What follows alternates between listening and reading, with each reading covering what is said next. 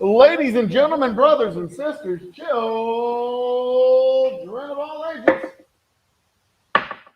we're back. It's time to do some work. It's time to do some different work. Well, it's time to do some more work.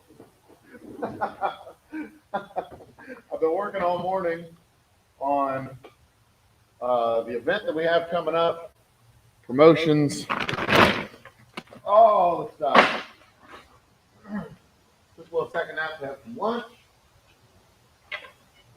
If I didn't eat now, I wasn't going to eat until late tonight. And my alarm reminded me that I need to go eat lunch, so I went and ate lunch. In fact, when my alarm reminds me to eat lunch, it says, "Eat lunch, dummy." Because I know what I'm supposed to do. Eat lunch, dummy. Okay, so I need to filter a barrel.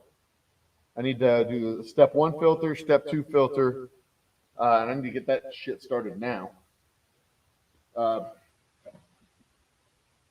am the old humble guy, and that was my butt that y'all just got to see. Set up a traffic point around here so I can get some shit done. This is unfortunate. I'm going to have to turn these barrels 90 degrees to get into proper position. All right, so there's a whole lot of noise happening off camera right now. That's okay. That's exactly where it should be happening, off camera. Because I'm behind the camera.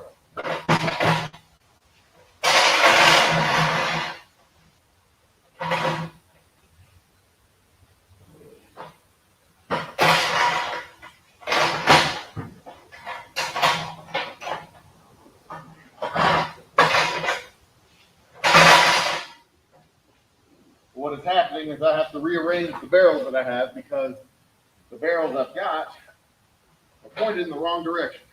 It's too far away from my filter. So I need to jack them up and rotate them around so that they can be properly used.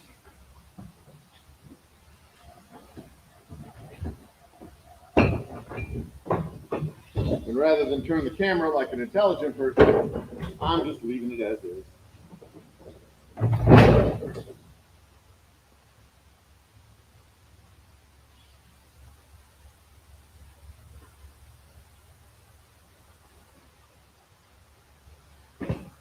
Hi.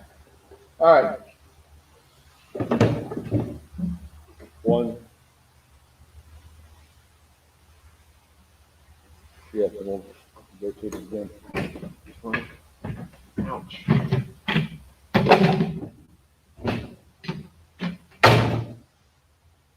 And I'm not going to bother recharging. Move this a little bit that way. You can see a little bit what's going on here. I'm not going to bother refilling these barrels today because I'm not going to get to fill in any more bottles for a while.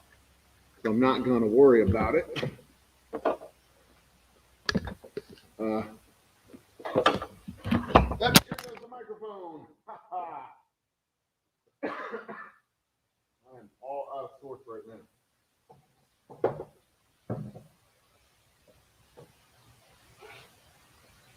What was that?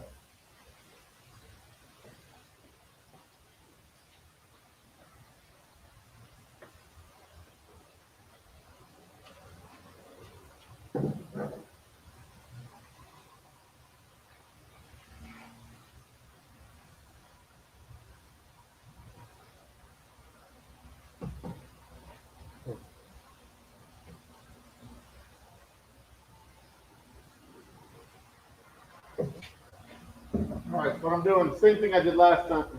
The microphone back up here.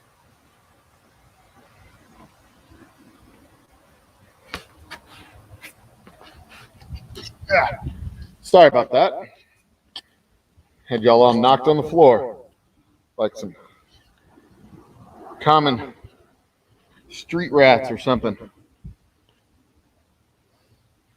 Here's chat. I'm guessing. Let me make a guess. Who could be Moose Gal, Tuna, or who do we have? Blue Farm and Samantha Lee. Cheers to chat. Nice to see you guys. Got a little bit of setup work that I need to get done right now. Did I grab the ones or did I grab the threes? I grabbed the ones. Good. Okay. A little bit of setup work that needs to get done right now. And then I get the bottling. I cannot stay as long as I would like to stay today because I have an appointment that I have to get to this afternoon for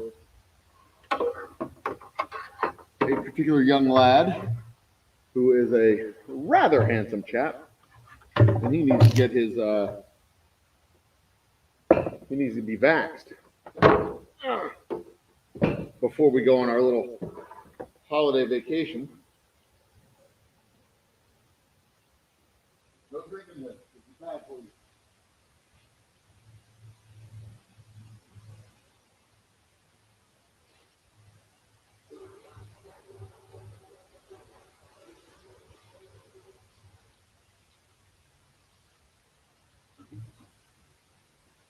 I do have my distilling assistant with me today, Wally the distillery dog.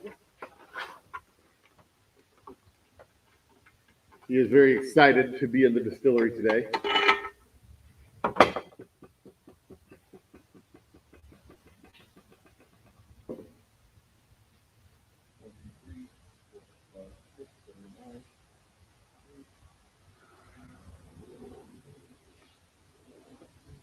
Six, 7,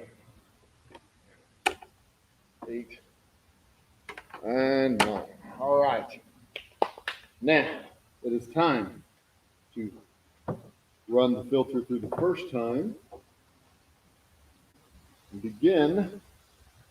Well, shit. Time to begin our work.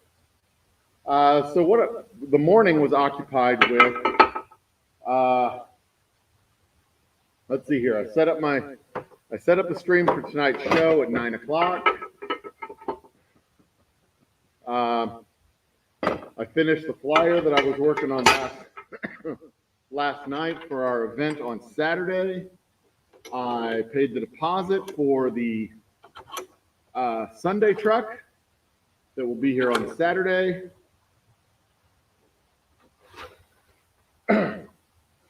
I posted on Twitter and Instagram and Facebook about the event. Posted to the Mainvest crowdfunding page, giving our some of our investors a heads up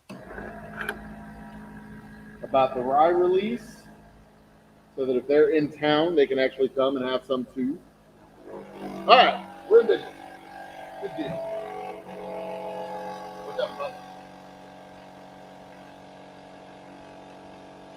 What do we have over here, chat, before I get occupied? Cheers, Walter. Samantha, Moonshine. Cheers to everybody. Everybody. Okay, let's turn this over here. I'm going to run out of whiskey. Here's the amount we have in here. I am going to run out of whiskey. I'm going to run out of that before this is done filtering. That is a fact of life at this point. Because I've got to run that filter through 2 times. I've got to filter twice. And I'm going to run through.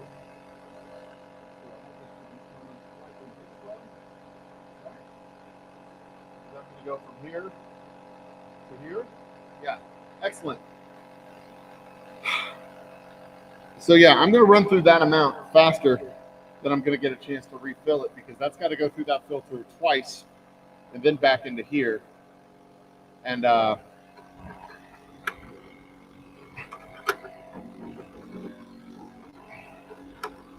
well, that's just going to be a problem. And not a good problem. It's a bad problem.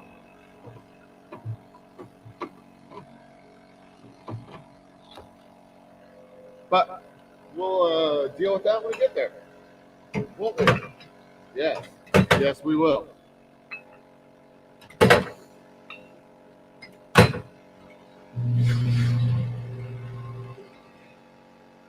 All right, so I've got to get the air bubble out of the line to start with.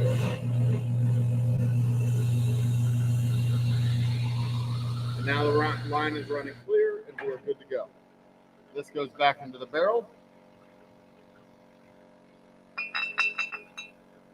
That goes back into the barrel.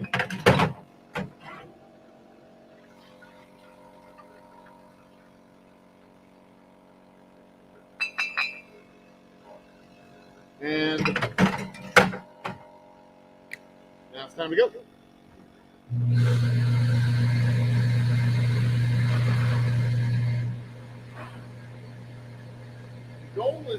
The goal is to get another 200 bottles set up on that table, but I'm not going to get 200 bottles out of this much whiskey, so I'm just going to bottle up as much as I can. And that should happen. I reckon I'm going to need about 100 bottles for this weekend. So this should get me to where I need to be. And since I have that appointment this afternoon at 4 o'clock,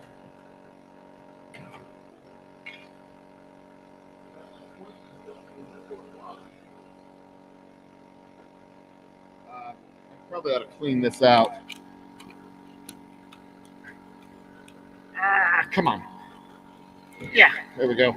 So I'm going to have to get that air bubble out a second time because I've got to clean my filter probably. So this is the mesh filter. This is the mesh filter that goes inside my bottle.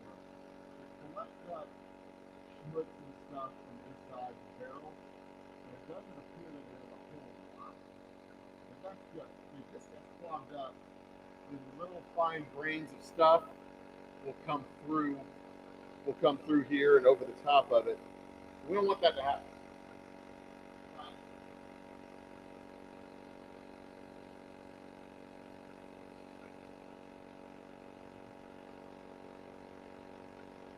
All you gotta do is rinse it out, cleans it up, and it is good to go. And I'm gonna need to get this air bubble back out of here.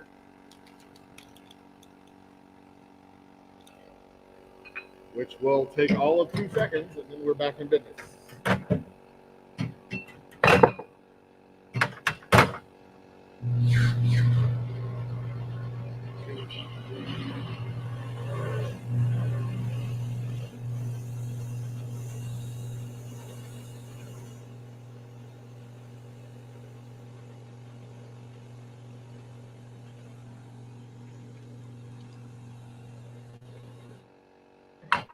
Should just about do it.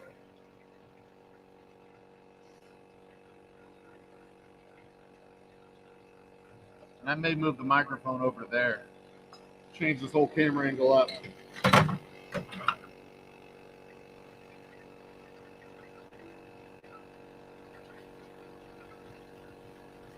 We'll see.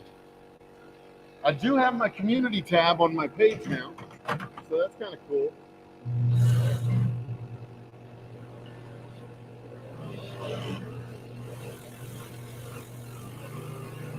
We're not clear yet.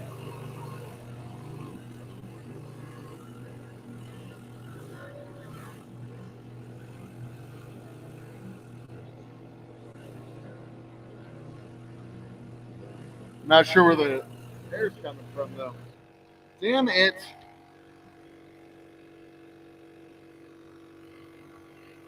So annoying. Well, maybe it's because that wasn't in properly.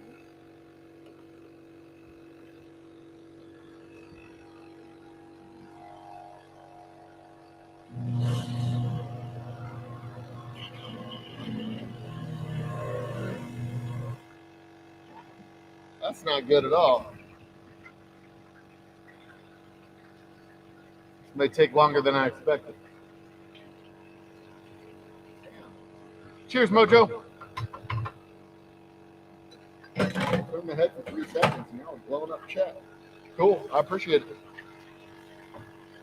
Feel free to talk amongst yourselves. I will pop open my phone and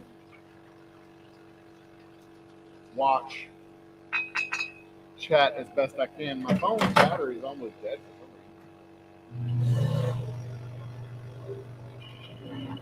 All right. Definitely not optimal right now. So what is happening? Where am I getting?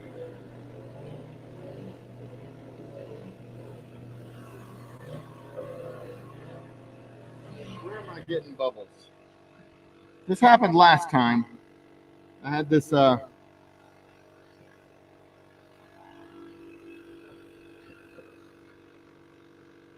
irritating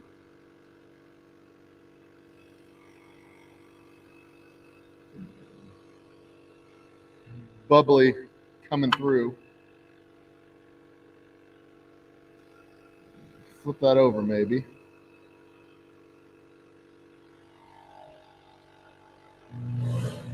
But I see the backwash coming in here.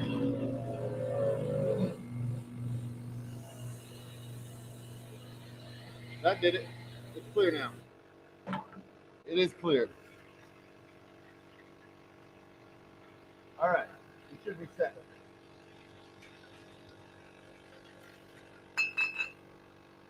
Should be.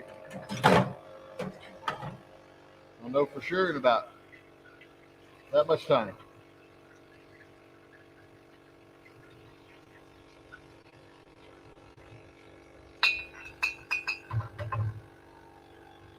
Mailman's here.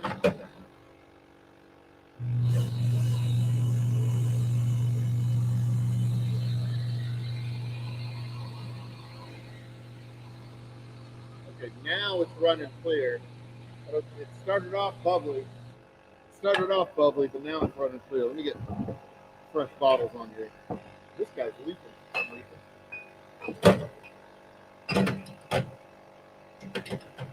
That ain't good.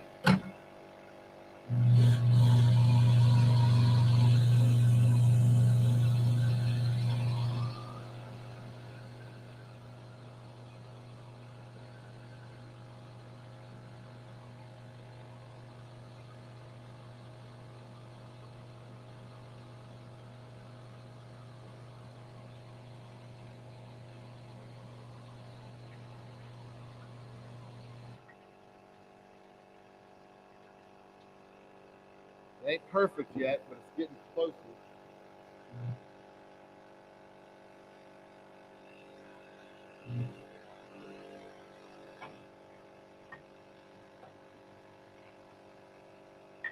They were still a little bit cloudy, but I'm okay with that right now.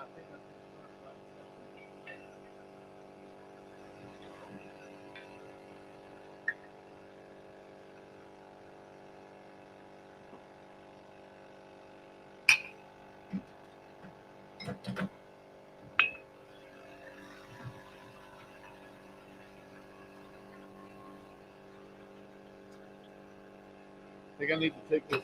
I think I'm gonna need to take this machine and do a full teardown and rebuild. Keep getting some kind of bubble in there.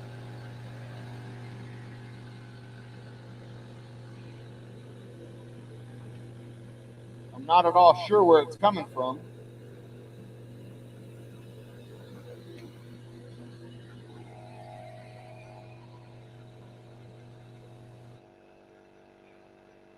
But it's not affecting the volume significantly. Now we're getting a little bit of air. That is air. The volume. So I'm not sure where it's coming from, why it's doing it.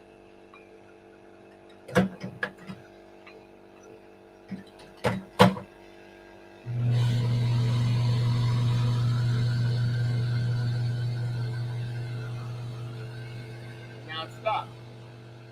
It's not doing it all now. Or maybe it's because I elevated this up. I'm not sure. I am not sure.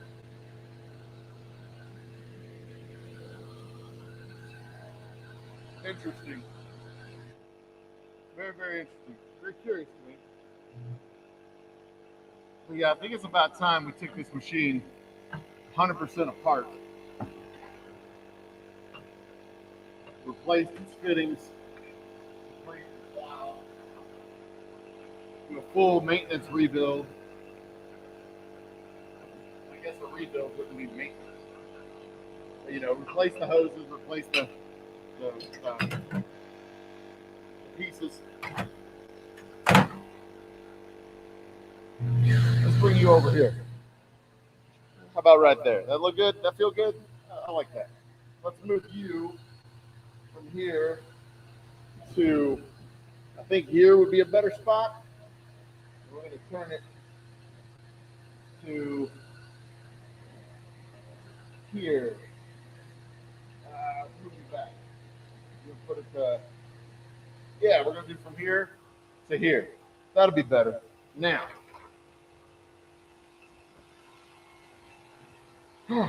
so I have my community tab now on the channel. It's gone active as of today. I don't know what my first post is going to be. Probably just promoting the happy hour tonight. And then the open house this weekend. Maybe you need to be over here. Yeah, that's better. The open house this weekend. The show tonight. My shorts. Short videos seem to be rather popular. I get a kick out of making them. They're kind of fun. My wife can't stand hearing them, which is even more fun. Whoop. Hold on.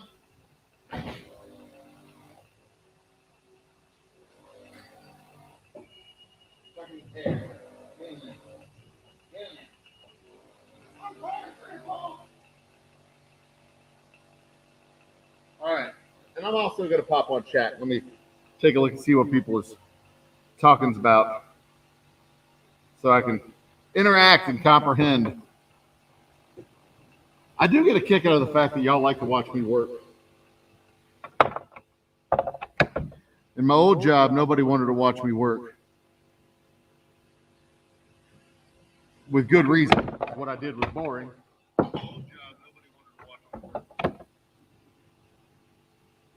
All right, so we got Moose Cow, we've got Grilling, we got Blue Farm, Kurt, Walter, Kurt, Samantha Lee's Originals. Cheers, guys. I am now officially monitoring, well, somewhat monitoring chat. I mean,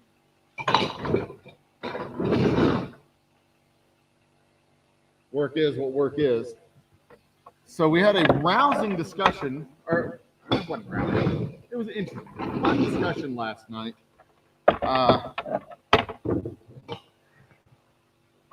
On the drunk philosophers after party. We had a few rousing discussions last night.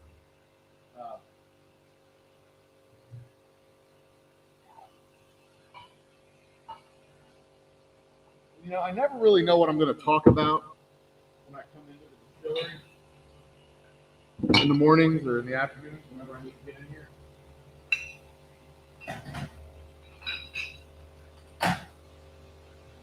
It's kind of a potpourri mess of whatever's on my mind. And I've had a lot of things on my mind lately. Oddly enough, I've been thinking about Haiti and what happens when democracies full on collapse, like what happened in Haiti. I mean, Haiti's a fucking dumpster fire in general. But they had a very specific combination of circumstances recently, where they had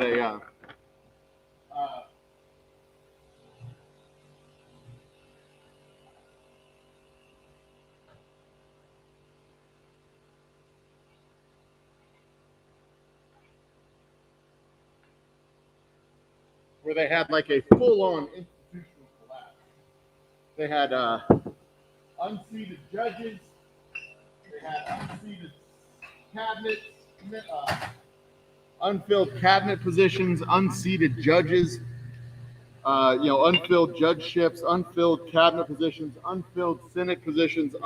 They just had a bunch of positions that weren't filled. And systems is my jam. I think of systems all the fucking time. That's what I do. That's how my brain works. But I don't want to talk about Haiti today. But that has been on my mind.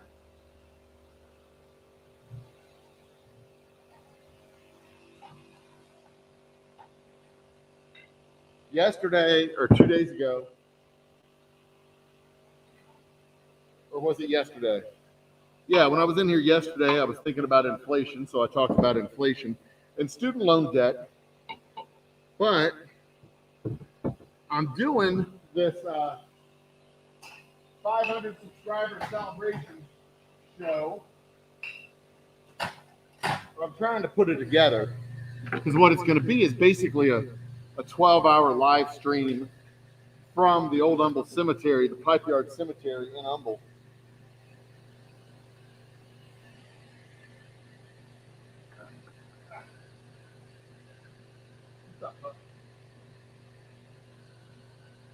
It's going to be basically a 12-hour stream. And it's going to be like probably 8 p.m. to like 8 p.m. or 8 a.m., something like that. Because, YouTube will only let you do 12 hours.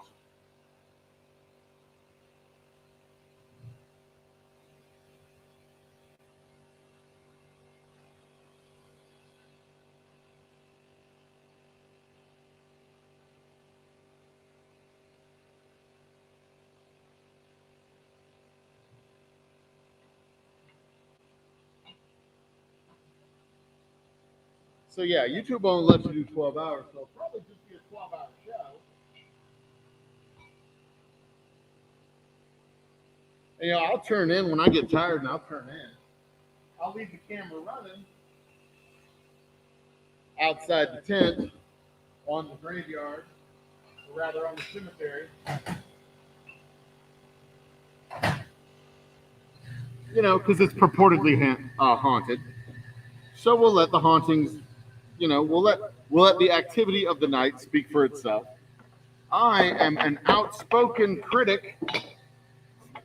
Not even critic. Yeah, I guess it would be critic. I'm not a skeptic. Because, well, no, I'm not sure what the proper word is. I am a outspoken and firm non-believer in ghosts. I don't buy it.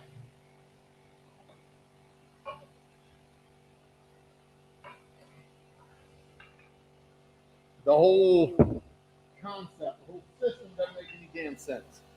It doesn't make sense. It doesn't add up.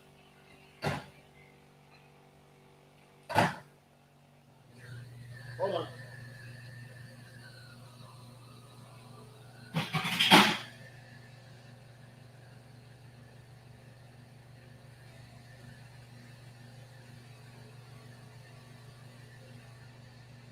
To my ears and to my logic centers, the whole concept, the whole idea of ghosts just doesn't make any damn sense. It is, I have trouble conceptualizing it. What are the mechanics of a ghost? What are the mechanics of the spirit? Doesn't make any sense.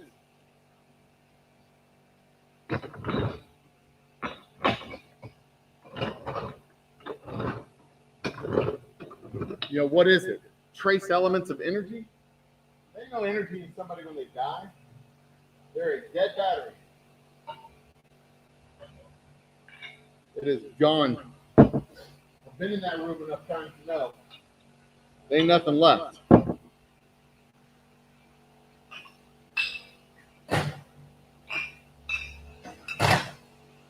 Now, that doesn't mean that I don't accept that people have experienced things that they can't explain.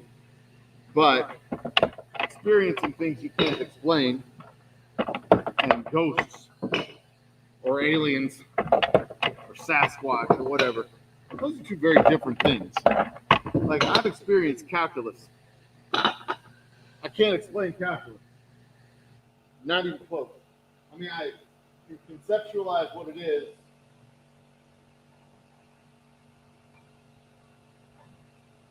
It's the math that describes the mechanics of moving bodies.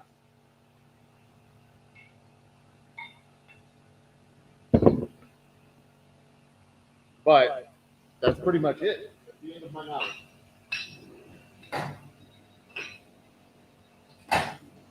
I was bad at it in high school, and I'm too old to learn it. Well, that's probably not true. I could probably learn it if I wanted to. But I got other things to do to learn calculus. Anyway, the mechanics of it just don't make any sense. And being a student of the Bible and a follower of the church, hell, a leader in the church for that matter,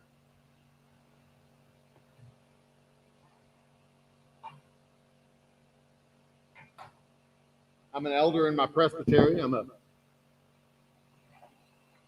teacher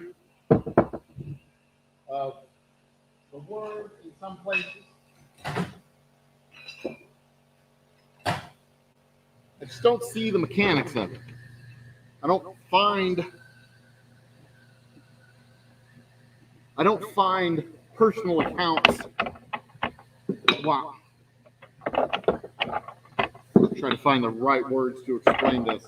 I don't discount personal accounts as something that didn't happen. I mean, clearly a personal account is something that happened or was perceived to have happened by that individual.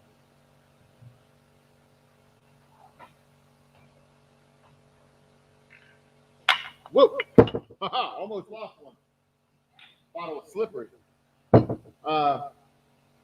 The personal accounts are clearly perceived to have happened by the person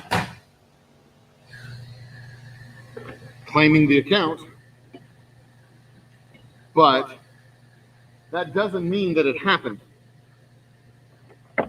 There's plenty of stories of false confessions,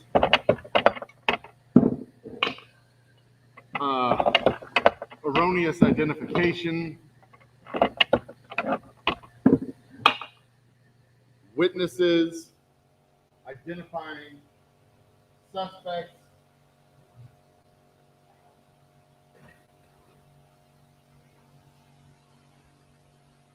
and perpetrators.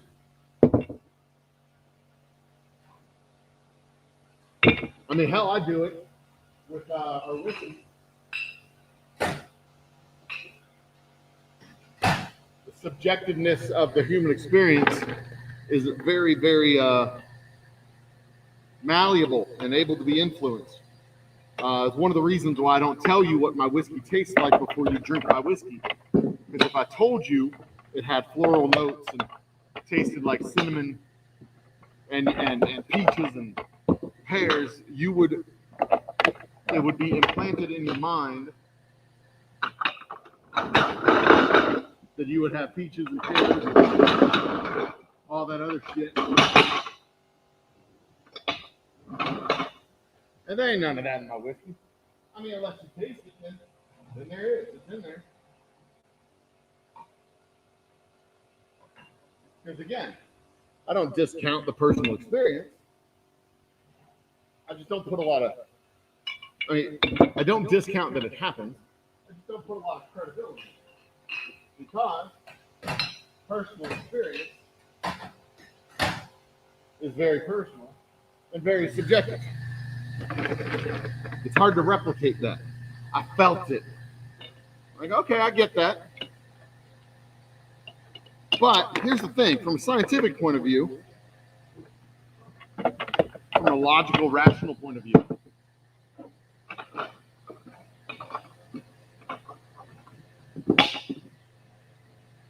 if it can't be replicated, if it's not happening outside your head, if it's just happening to you, it's happening inside your head. If it's just happening to somebody and not anybody else, how do we know it's happening at all? You know? Like if you're the only person who sees the lizard man on TV, if you're the only one with secret knowledge, if you're the only one who knows about the conspiracy, is it really a conspiracy? Is it really a thing? Is it really secret knowledge? Or are you just making shit up? And not to say that it's being made up necessarily. I mean, if people who have encountered spirits or ghosts or entities or demons or whatever, it's not necessarily, doesn't necessarily mean that they're making it up. They may very real, may have a very real experience to them. I get that, and I know this sounds a whole lot like Thomas the Apostle saying, "Yeah, I'll believe in it when I can put my finger in the hole." That sounds dirty, but he said it according to the scriptures.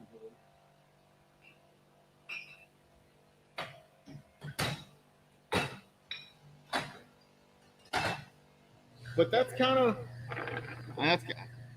thing. I mean, I've seen things and experienced things and chills up the spine and goosebumps and all that, but that ain't ghosts. It wasn't even ghosts talking to me. I mean, I've watched a scary movie and heard skitterings in the wall. That's a possum. Or it was a raccoon. I can't remember which one it was.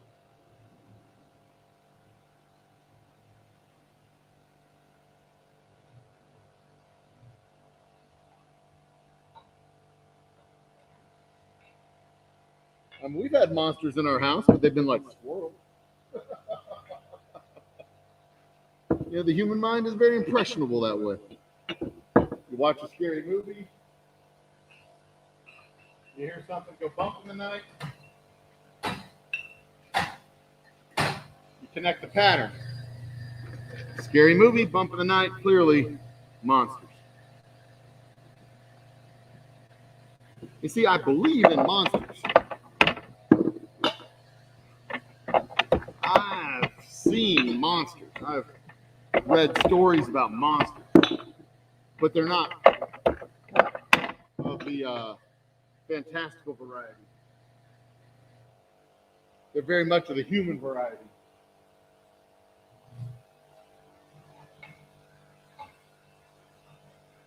Of people who will poison their children, their neighbors' children, in order to cover a crime.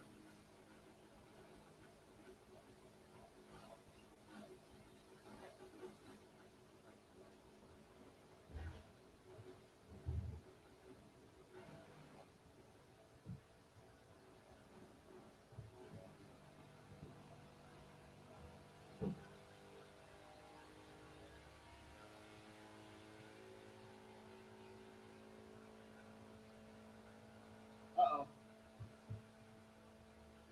Got a problem here.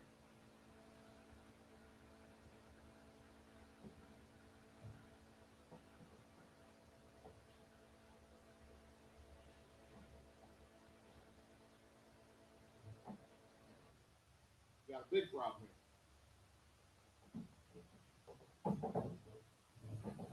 I've got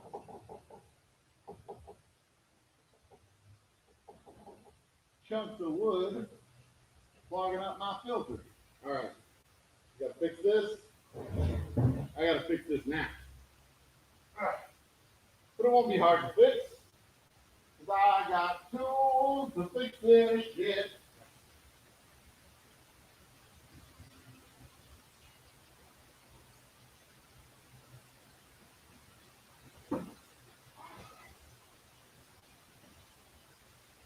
All right, so what we have is a clog in the line over here, an actual clog of barrel residue that is preventing are pumped from actually pulling liquid. So I've got to take the hose off. There we go.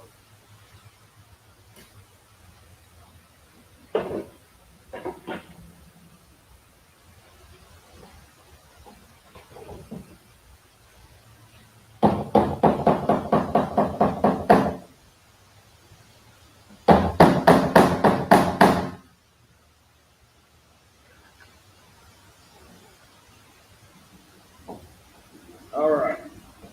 That back in there. That back in there. Fire back up, Lance.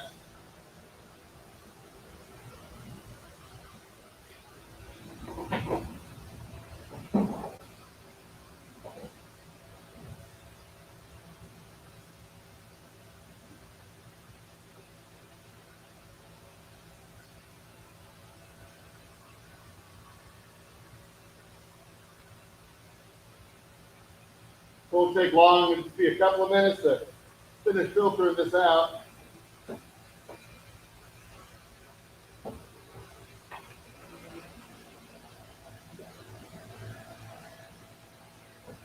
As long as I keep the vacuum running. There we go.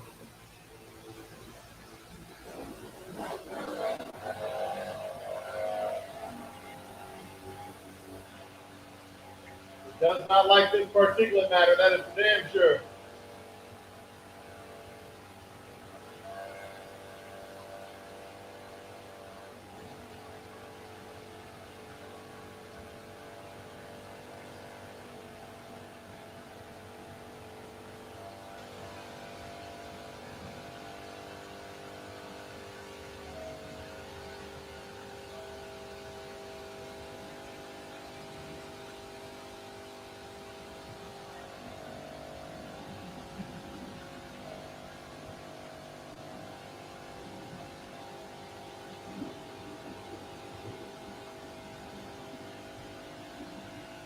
There we go. We will call that finished. There's a little bit left down the bottom. Very little bit left in the bottom, but it's on like charcoal. Not charcoal. It's on barrel chunks. So I'm just going to dump this out. And we'll be ready for the next bit.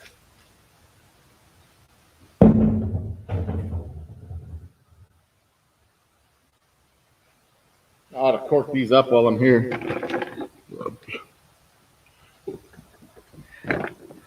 Yeah, so anyway, Blue Farm, my old job. That was a good question. Sorry I didn't see that sooner. In my old job, I was a trust officer at a bank.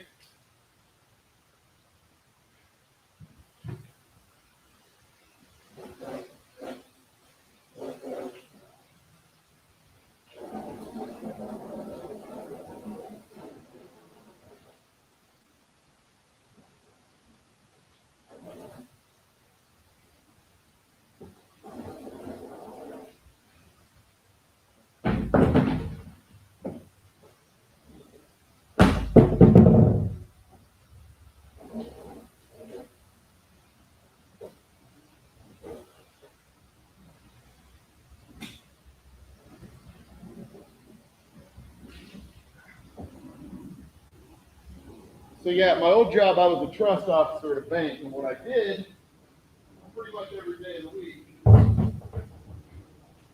was calling clients.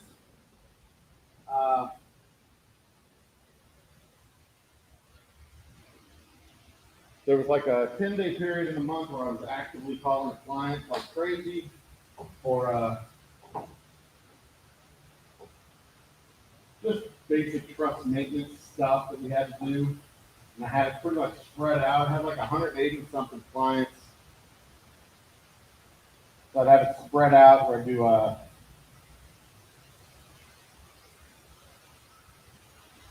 15 clients I'd have to take care of each month for their paperwork, but we didn't really do it in October or November and December. What the hell's the top there? Didn't really do stuff like that in November and December because of the holidays and the holiday schedule. So it was really more like 10 months, so it was more like 18 clients every month. And it doesn't sound like a lot, 18 clients, big deal. But these clients had like, on average, 3 accounts. Woo, look at that. Look at that. This is a thick run. This is dark. I like to wash these plates off too. And in those 10-day periods, you have to track them down because they're running their own business. They don't want to talk to you. You're the fucking bank. And da. It's just,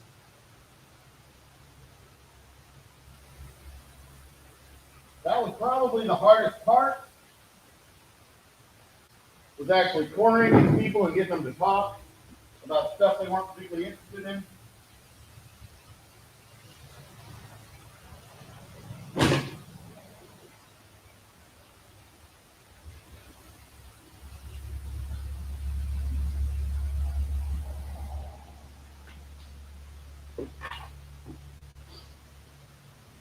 My clients were cemetery operators, funeral home operators. I worked in the death care industry. So, like, these guys were interested in digging holes, and servicing families. They didn't want to talk about their trust funds and financial shit. They were just like, take care of it. Do it. I trust you. I mean, that was, after all, my job was, I'll take care of it. You don't have to worry about it.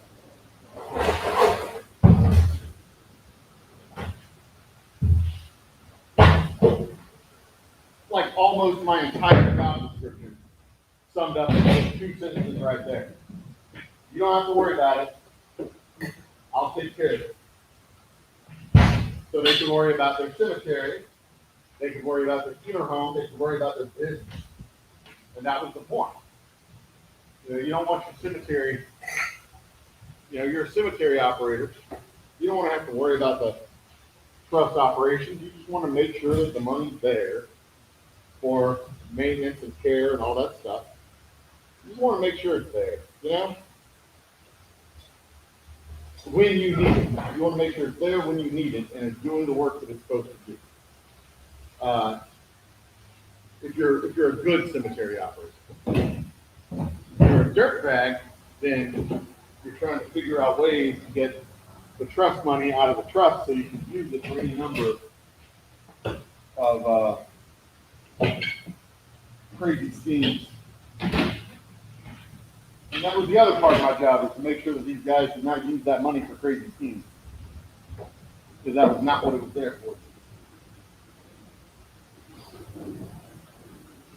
So part of my job was to track these people down, get them to speak to me and answer questions about their trust. The other part of my job, and to answer questions for them about the trust. The other part of my job was to tell them, no, you can't use it for that. There was a very specific set of reasons, of purposes that we could use the funds in the trust. A very specific set of purposes. And they knew these purposes, and they would call and they would ask, hey, can I take some money out of the trust to build roads through the cemetery? And I'd be like, no. You asked me this last year. You cannot do that. The laws have not changed. We will not be doing that. Ever. Unless the laws change, or unless you get a special note from the governor saying that you can do this. Nobody ever got a note from the governor. And it was not my job to get those notes. It was my job to tell them, no, you cannot do that. Which is another reason why I'm really interested in doing the cemetery thing over at the Pipe Yard Cemetery, because that is it's a cemetery with a cool historic story behind it. It's an old cemetery, a couple hundred years old almost, 150, 200 years old. Probably even older than that.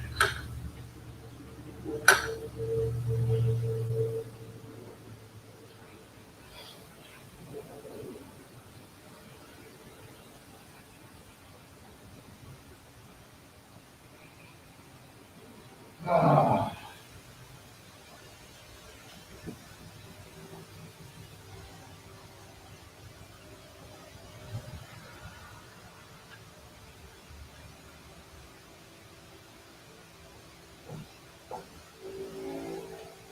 Didn't he section it all? Yeah, we did. Good. All right.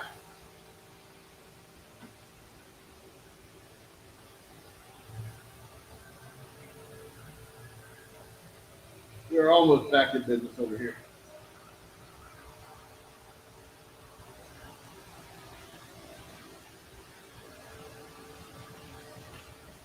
That'll do. Come on, get in there.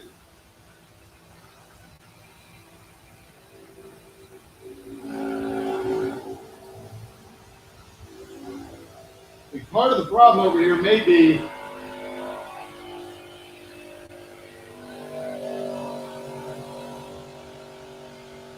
you may actually have some crud.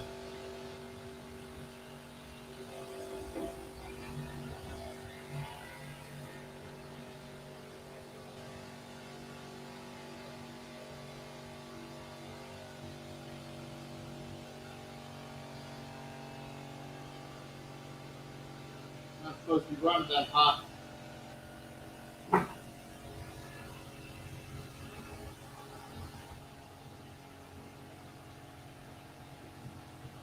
That's all right. Okay, we're good.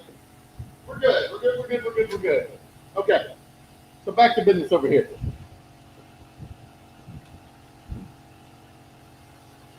How many barrels do we filter at a time to bottle? Hi, Tuna. Cheers. We filter out. We'll do one barrel at a time. This can only hold one barrel. But usually I'll have in reserve. Well, I've got these 4 barrels here. So usually I've got at least one in reserve. So if I'm emptying this out, this one's filtering from here to here to fill it up. My pallet holds 4 barrels. So I can have 4 finished at a time. With this particular batch, since we're doing filtration 3 times, I can have basically 3 of them filled up, because I have to have 1 spare in order to put liquor into and out of. And my other 2 white barrels are occupied right now with some gin and some vodka.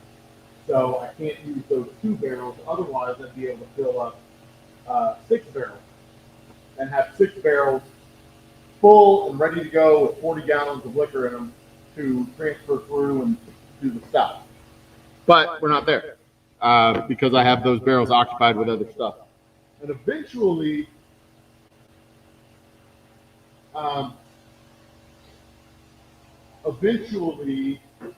this system will change from plastic barrels to steel tanks, and I'll be able to do the proofing and control of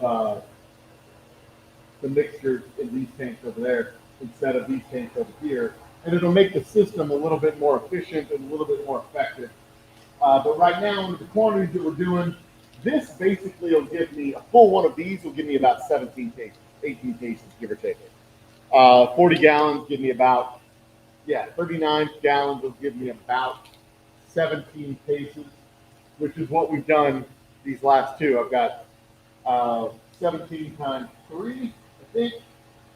17 times 3, that's 51. I've done 4 runs. 4 barrels. This is the 5th barrel right here. This is the 4th. I've got 62 cases. I've sent 1 to the distributor already. That would have been 63. And that would have been 63. And I've got a few over here that's 65. 1, 2, 63, 64, 65. And then the rest of this barrel, I'm guessing I'll probably have about 8 or 9 cases out of it. So that would be 17 times 4. It says 68, but I think I may have another barrel that I forgot about.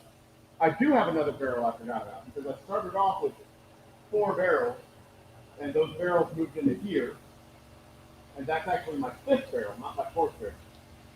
And I would know that if I look at my process notes, because I record everything I do on a daily basis in my processing notebook. That is my 5th barrel, not my 4th barrel. This is the 4th barrel here.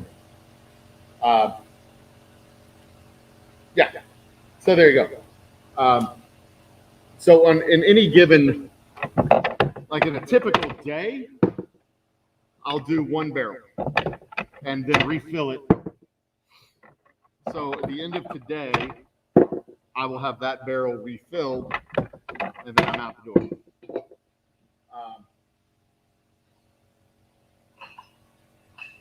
I only need to do today about 100 bottles. I think 120. I think. So this is 8. These are rows of 8. 2, 3, 4, 5, 6, 7, 8, and 9.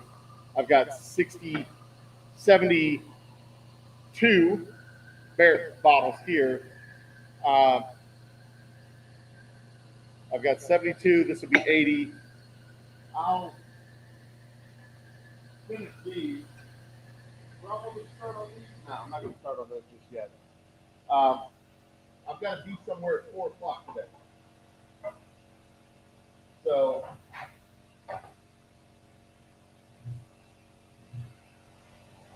I can't stay forever. And then I've got the show at 9, so I'm not coming back.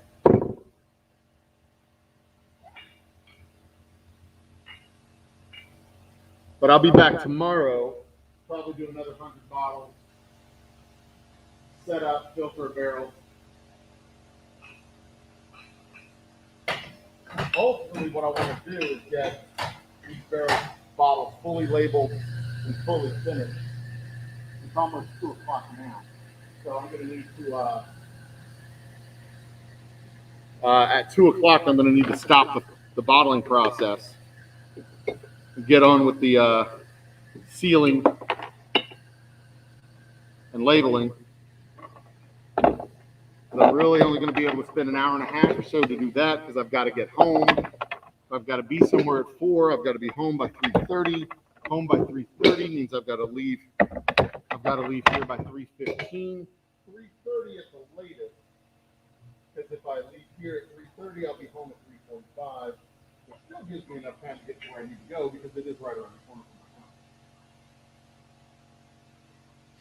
from my house. This is the shit that goes through my mind when I'm here. What is my schedule? Where do I need to be?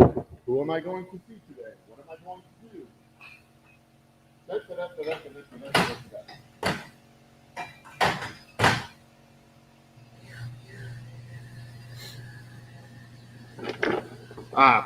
So anyway, that's one of the things, because of my former job in the cemetery and funeral home industry, that is one of the reasons why I'm fascinated with this particular cemetery. Also, the story that goes with the cemetery, the alleged hauntedness, that fascinates me as well. Even though I am an avowed critic of the whole idea of ghosts, I'm willing to be convinced. It makes even less sense that it would just be random ghosts walking around. I just don't. I don't. Like I said, I don't understand the mechanics.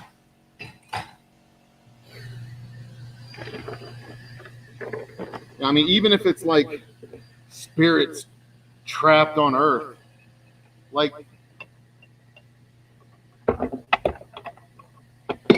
what's the damn spirit?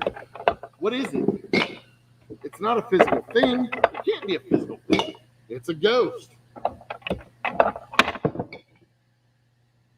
And, you know, that experiment in the early 20th century where that doctor was trying to find the weight of a human soul. And his sample size was 6 people. So that's the meme that goes around. A doctor weighed bodies. It's an actual thing that happened. He weighed bodies before and after death, had a table that was calibrated and all this stuff, weighed the bodies before and after death, and determined that the weight of a human soul is a quarter of an ounce or something like that. Or 3 1/4 ounces. Something silly like that.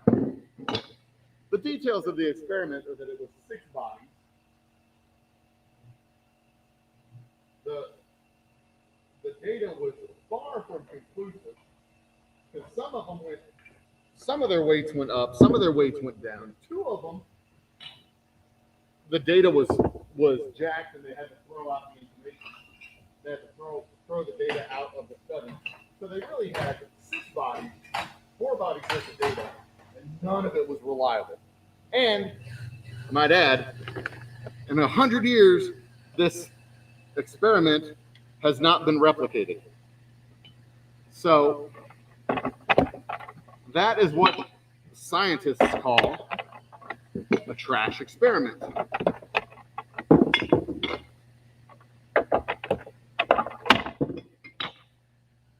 And it also to note that I've been in the room long enough time. And those of you who've been in the room know what I'm talking about. I've been in the room enough times to know that the time of death is kind of arbitrary. I mean, one of those things where you know what happens, but they could be dead and still have a heartbeat. It happens. It's not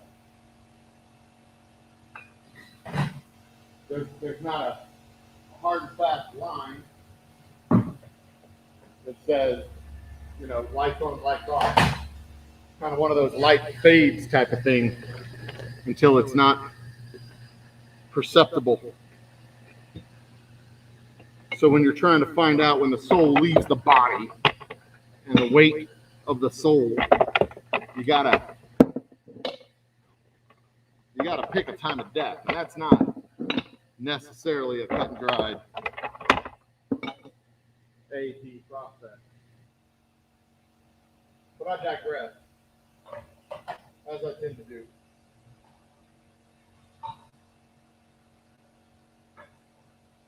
And the mechanics of the whole thing don't make any sense to me.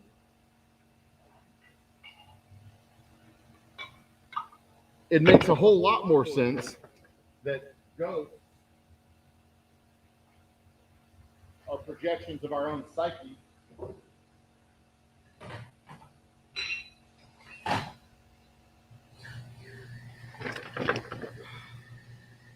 Projections of our own psyche, things we see but don't understand, that we assign a pattern to. It's just not.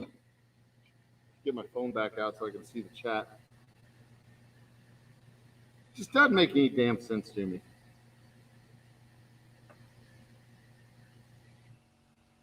Tuna is part of a paranormal stream. Well, how about that? See, I wouldn't be any good on an actual paranormal stream. Because I'd be like, this shit doesn't make any sense. And like I was saying before, personal accounts, no matter how credible they are extremely unreliable because they're extremely personal. I mean, as I said, what I was saying earlier was, I assume y'all can still hear me when I turn around and go get some bottles. What I was saying earlier is, I don't discount that people experience things, that something happens. And let's put something happens in capital letters. Capital S, something happens. Something happens. You experience a thing. That doesn't mean, it doesn't mean that it happened. It just means you perceive the thing to happen.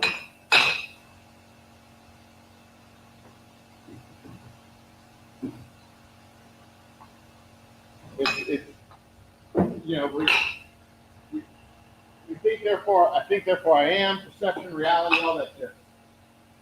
It doesn't mean, just because you perceive it doesn't mean it happened. Especially if you were the only one to perceive it.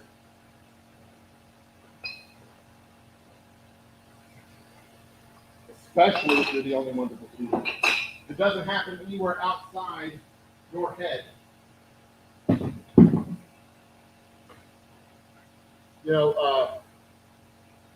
The Catholic Church has, a long history of documentation of possessions and things like that, where the physical confirmation, the scratches on the arm or bruises, scratches, whatever.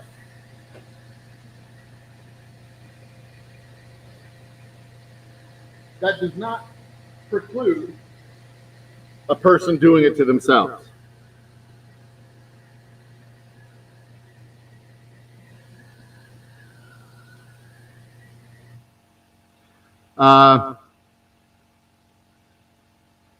Paranormal Tunas took all their ghost tracking devices. It was cool. There was one device where they could try to talk to spirits normally, but then the device with the headphones would pick up words and the spirits.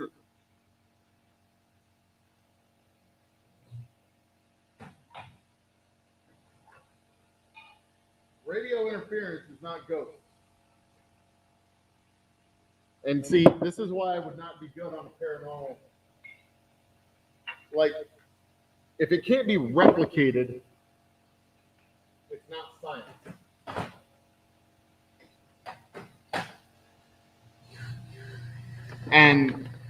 But see, here's the thing about ghosts and belief in ghosts. It doesn't have to be real. It does. I mean, for a person to experience something deeply personal, deeply moving, deeply disturbing, it doesn't even have to be real. It can be a deeply personal. You can have a conversation with your long lost, dearly departed great-grandmother who you never knew in life. Maybe you saw a picture in passing. Maybe not. Oh, I got to check the filter real quick.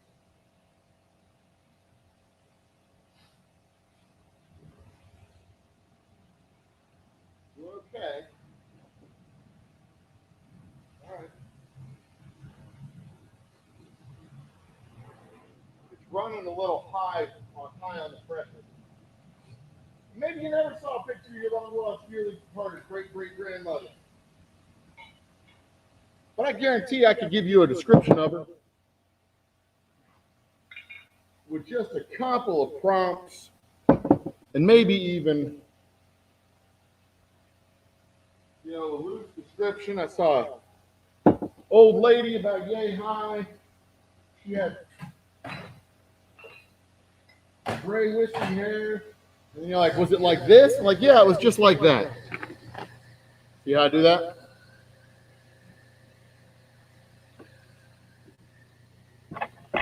And that's the cool thing about the human mind, is we can assemble things really quickly. Hell, we can assemble things retroactively and not even know we did it.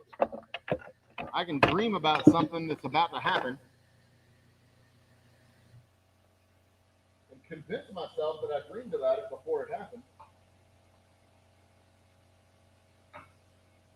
When the reality is the difference in time is milliseconds. I can dream my wife opened the door to wake me up. At the moment she opens the door to wake me up. How did I know she was going to do that before she did it. I was asleep. The answer is, I didn't know she was going to do that before she did that because I was asleep.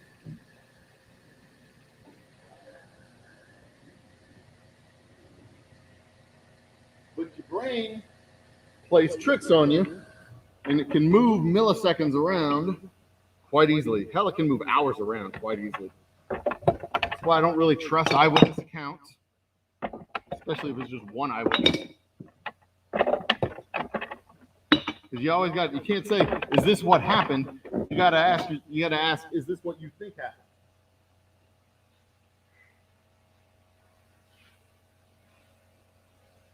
Turn that back over here. I've been talking off camera, sorry. Deal with that. Is that better? Yeah, that's better. Almost better. One more time. Here we go.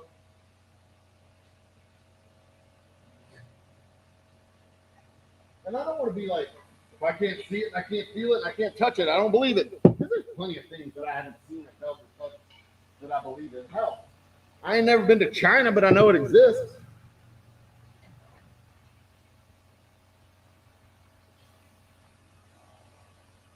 And it's not just a matter of faith. I know China, well, it kind of is a matter of faith. For fuck's sake, for all I know, China could be some magical, mythical place that doesn't really exist. It's just a big old office tower that just pumps out people that look like they're Chinese. How the hell would I know? I ain't never been to China, but I believe it exists. So I don't have to touch it and taste it and feel it.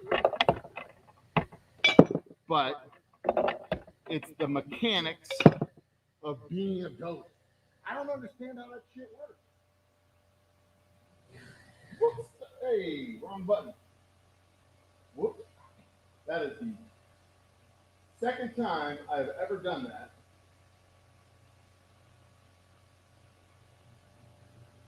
In 9 years of operating this distillery, that is the second time I've ever hit the green button when I had a bunch of full bottles on the bottle.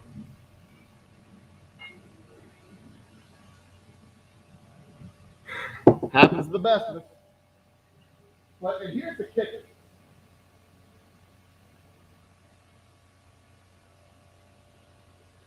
The real thing that just gets me, and I have trouble understanding.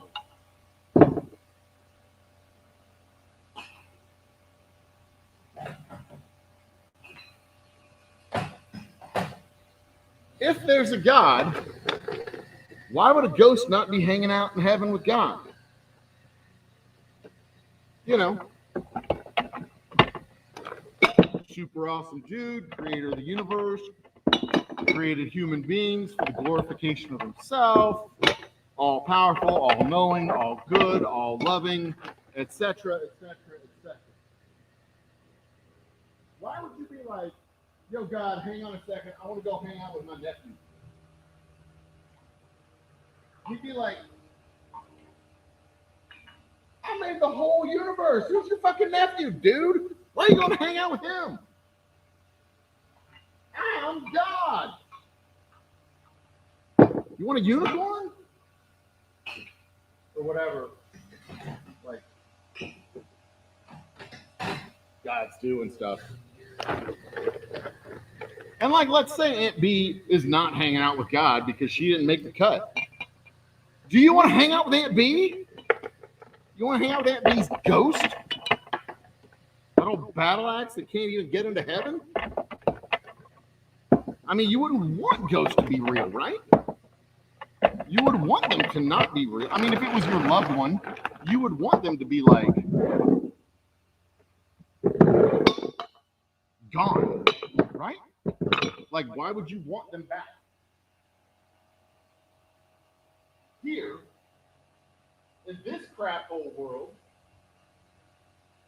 when they got the option of being in heaven.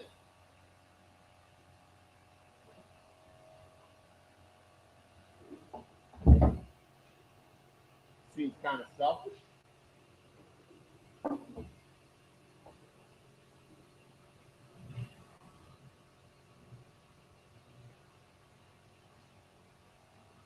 I miss my great grandma so much.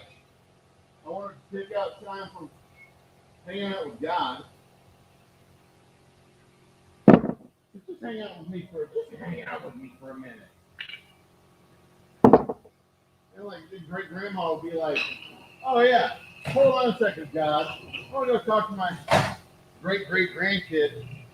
Cool sunset and all, but I want to go catch this one on Earth."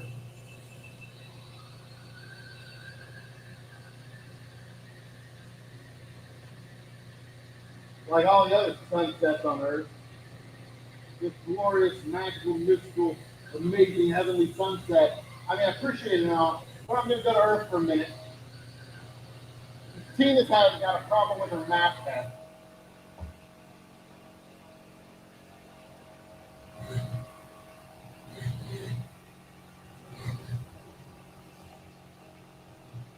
It just doesn't make sense to me. It doesn't foot out. Like the logic isn't there. Like if there's a heaven, the spirits in heaven be all like, "We made it. We're good. We're not leaving." This place is nice. They got like hot kolaches all the time. The grilled cheese sandwiches are just cheesy enough, but not too cheesy. You got that ham and provolone in there. Oh, baby.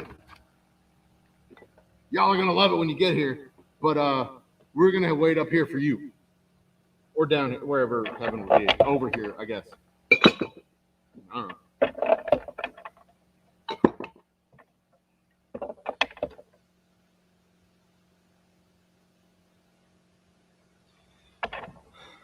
Spirits don't leave because they hadn't finished their work. But see, that's just the thing. What is the spirit then? It's not physical. It's not mechanical.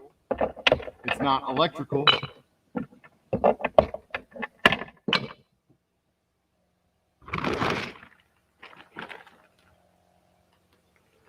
It doesn't weigh anything. It doesn't taste it like anything.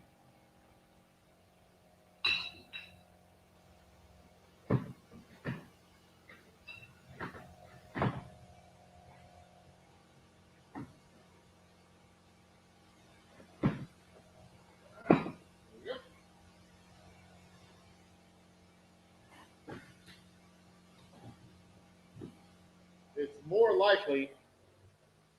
more likely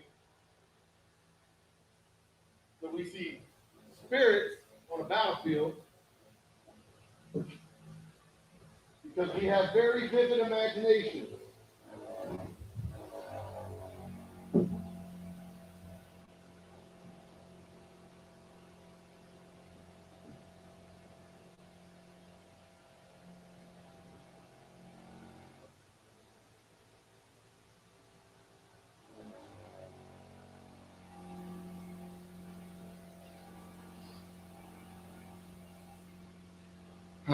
All right, filter's almost done. This barrel is taxed out. This is it. And we got 1, 2, 3, 4, 5, 6, 7, 8, 9, 10, 11, 12, 14, 15, 16, 17 times 8.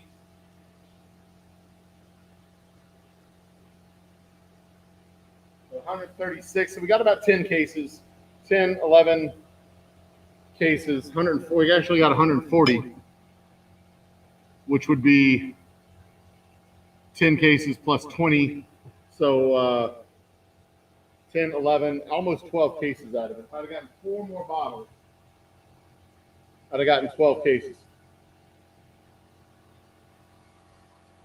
Oh well. But this was also partly used up on the previous batch. There were three or so cases on the previous batch. So if this was 12, I must have only gotten about 15. I probably did get 17 because we were chaining these together to do 200 bottles at a time. My nose itches. All right, well, we're good. We're right on target. Everything's decky. If I could upgrade one piece of equipment, what would I upgrade? If I could upgrade one piece of equipment, what would I upgrade?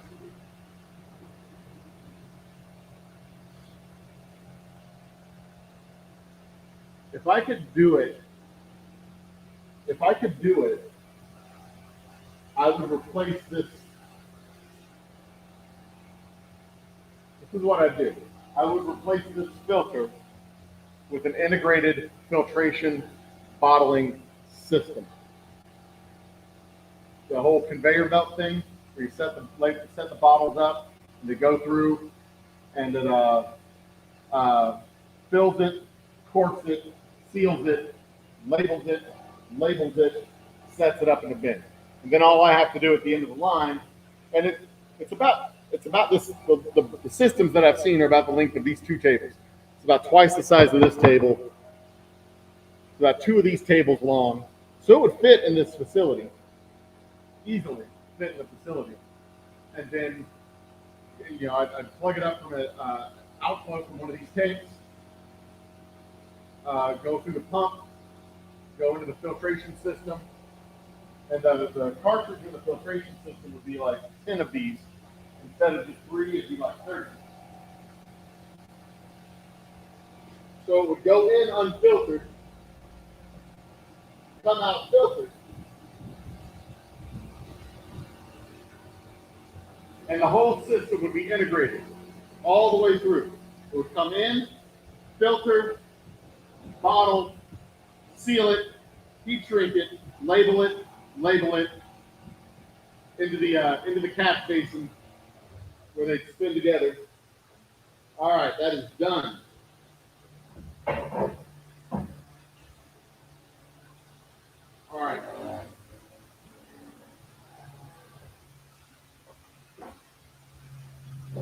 I think that's what I would do. If I could replace one piece of equipment, I would replace this piece of equipment right here with a piece of equipment that replaced all this equipment.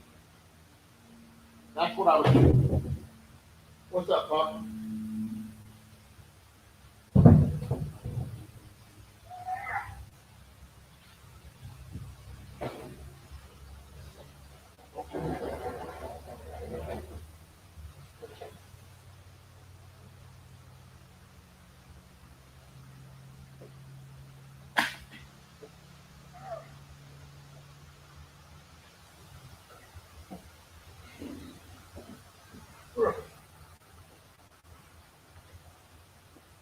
That would not only make my life easier, it would increase the capacity of the distillery significantly.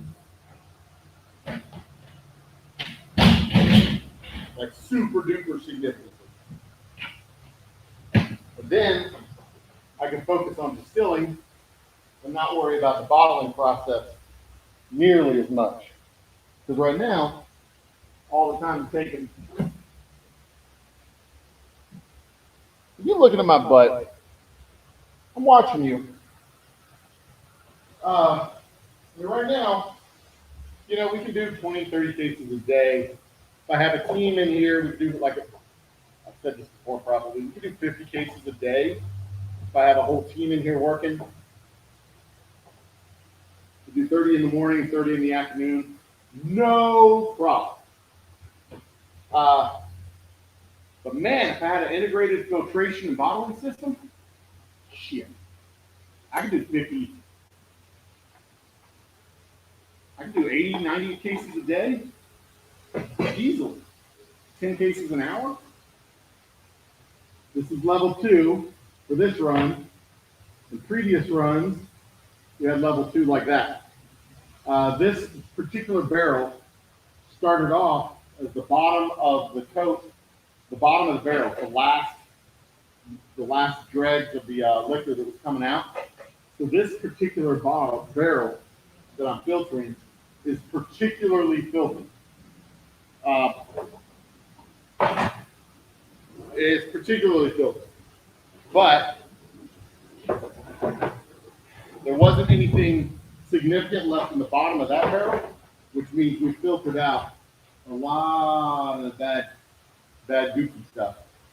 My liquid pump on there is hot, so it needs to rest.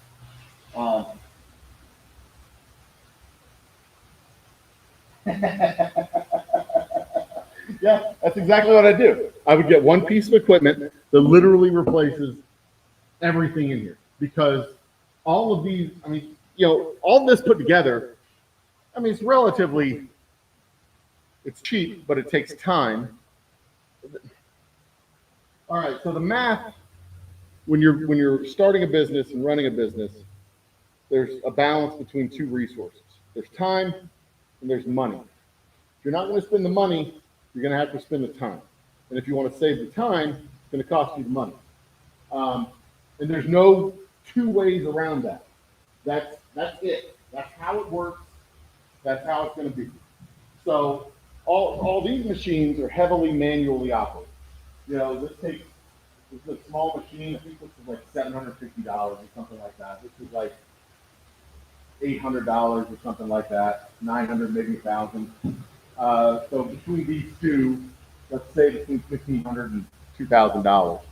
These label machines were like $460 or so. I built this by hand. I think it might have cost me $30 in materials, maybe. The heat gun is a $25 heat gun. So all in, this equipment, the stuff that I'm using is maybe $3,000, $4,000 worth of equipment, maybe. But it limits my capacity, so I can only make a certain amount at a time. And that's fine, because right now I've got more time. I've got more time than work right now, but we're working on swapping that around. And when you start a business, usually you do. You have more time than money, or more time than work. Let's turn this a little bit. Then now changing primary locations. Oh, dog bed. I just kicked the microphone onto the ground. Get over here, microphone. I'd have told my dog to bark, but he does not bark on command. He just sits there like a lazy damn bum and guards.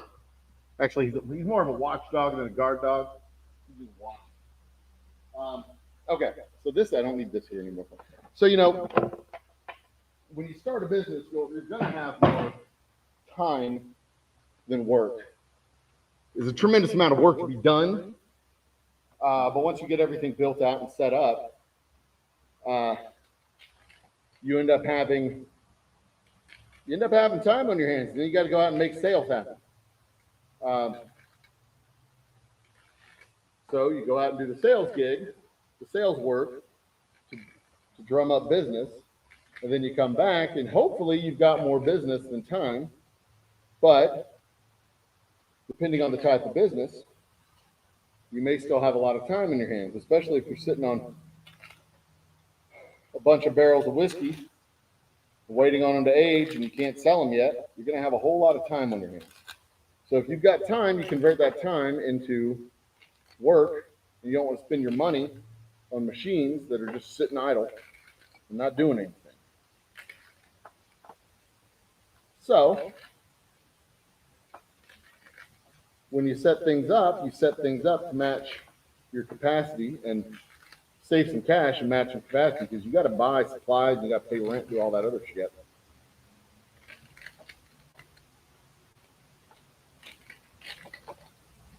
I hate this part of the process so much.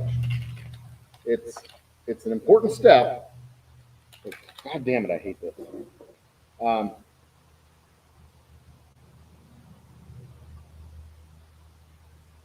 Well, actually, these manual machines, they're pretty cheap. Like automatic ones, fully automatic ones, are like $2,500. $500 for a basic, mostly manual label machine is pretty cheap. And you can find, there are cheaper ones out there, but for this particular application, flat-sided bottles, full-size labels, for this particular application, this is about the best value. You know, the machine works really well. So it's a really good value for the funds that are being invested. But I would definitely like to have an automated machine, and the type of machine where you can just put the bottle in, set the bottle in, and it just goes, and then it comes back out, and then you flip it over, and it goes, and you're done. It would be even cooler if it made that noise. Went, that'd be cool. I would pay extra to have that feature. And I say that because we do round bottles for Flower Moon Gin, and the round bottle applicator is fully automatic, where you set the bottle in the carriage and it spins it and puts the label on as it spins it. And all you do is set the bottle down and hit a button. Set the bottle down and hit a button. Set the bottle down and hit a button. It is glorious. I ain't even lying. It is absolutely glorious.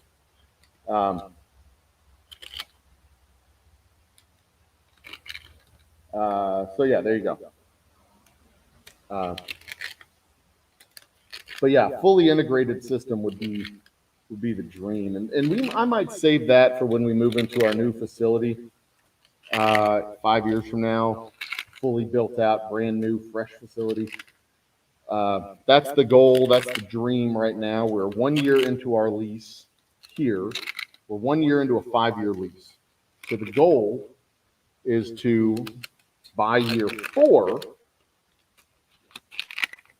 buy a piece of property and begin the build out and construction of a brand new shop. A shop that has a distilling floor that is all of 5,000 or so square feet, a tasting room that's attached to the side that's 2,500 or so square feet. It's big enough to be able to spread out in and have a full band. A rack house that I can store plenty of barrels in. Of course, that could just be some containers out in the field for all I care. It doesn't have to be a fully enclosed building that's air conditioned and stuff. It could just be in fact, I'd rather it not be air conditioned, quite honestly. I wouldn't mind it being insulated, but absolutely shouldn't be air conditioned. I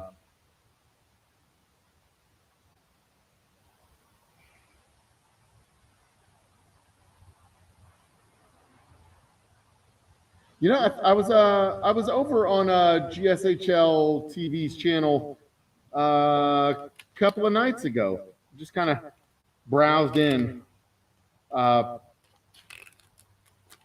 and my phone's on low power mode. Just kind of popped in to see what all was going on. There I am. I think it was kind of late. Y'all were kind of winding, or they were kind of winding down, so there wasn't a whole lot going on. But if I also recall, it was extremely late and I was tired. So I don't really remember. When I get really, really, really tired, I don't remember a whole hell of a lot about what all goes on. I'm like practically asleep at that point. Time is it? 2:22. I am not going to get this done by 3:30, I don't think. I would be very surprised if I did. But tomorrow is Friday, and I need to spend at least a little bit of time tomorrow making sure I have this place ready and presentable for our big release party on Saturday, Sábado Gigante. La performance de Jim Salter. Pickles de Juan Ocaña. Yeah. Sundays from Stacy Sweet Trees. Underlay. Sabido, sabido, sabido. I think most of those words are actual Spanish words. Only some of them were Spanglish and made up.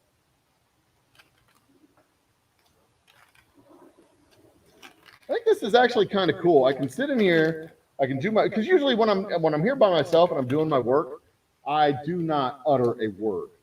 I work in silence. The radio's on. I don't say a thing. When other people are here, I talk to other people, but rarely do I have other people here because we just don't have stuff for them to do on most occasions. But I can have y'all here hanging out with me, and we can chat. And it's kind of cool. It works out well. Where's my damn box? Huh? Just put it in the bag then. Gotta go find my. Got another box of these whiskey sealed somewhere. Gotta find it. Hold on a second. I'll be right back. I'm not going far though. I'm sure you'll be okay without me while I walk down the way over y'all. I'm sure you'll be fine without me.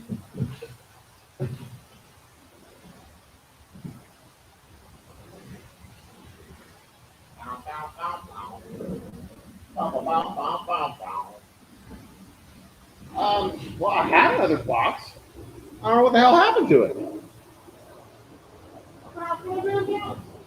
Hello. Is it over there?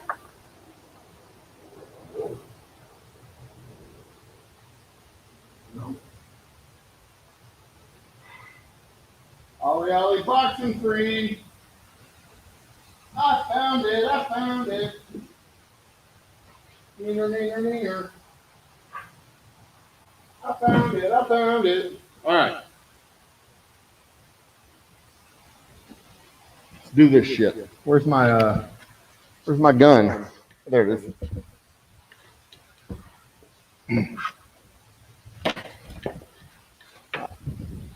I may not get them all laid. I should be able to get them all sealed, even if I don't get them labeled. That'll be a win. That'll get me on down the road towards what needs to be.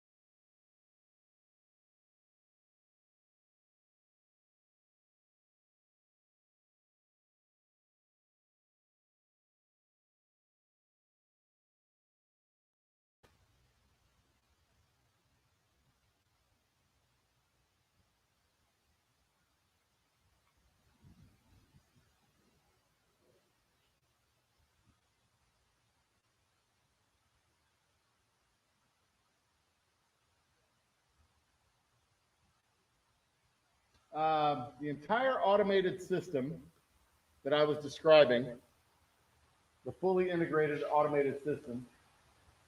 What do you smell? What are you doing? What's going on, everybody?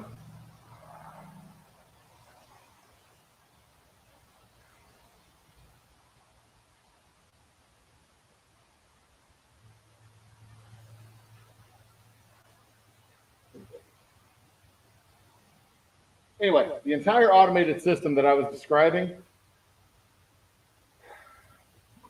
in the neighborhood of like $120,000. It's not an insignificant capital outlay, and it would probably be closer to 250 to be on the size that I was looking to do. And something at that size, 250, 150K would probably get me 15 to 20 cases an hour. Pumping out a case a minute, basically. That'd be 60 cases an hour. A bottle a minute would be a case an hour, or 60 cases an hour, or 60 bottles in an hour, which would be 5 cases in an hour. So the 150,000, and 150 would be fully integrated with the filtration system and the labeling system on both ends of it. And that would give me between 5 and 10 cases an hour.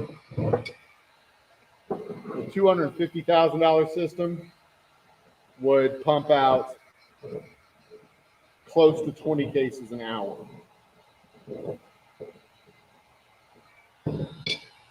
which is way more capacity than I would be needing for a very long time. But for, just a little higher capital outlay, it might be worth it. I don't have to spend that money 3 times. I just have to spend it twice. So we'll see. As part of the new operation, when we move into our fully decked out, fully outfitted, built from scratch facility, that whole operation is probably going to be like just the thought saying it out loud is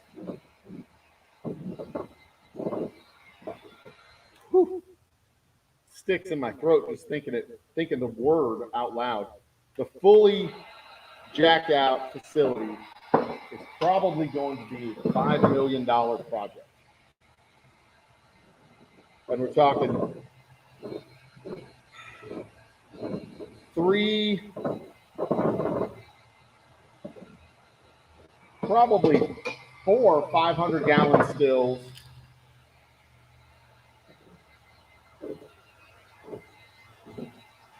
in addition to these 2 baby stills.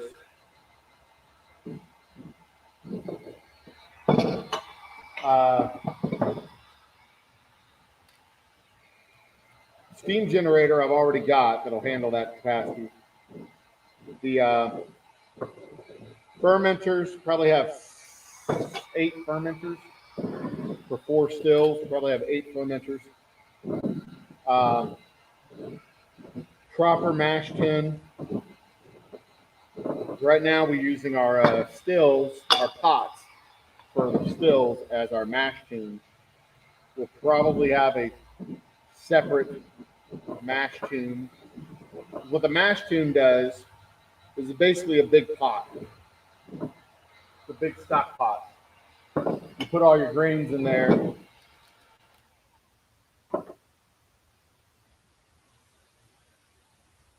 Sorry, I forgot to turn chat back on. Actually, he may be smelling the whiskey that I poured out over there, or the dregs that I poured out over there, because he was, I've seen him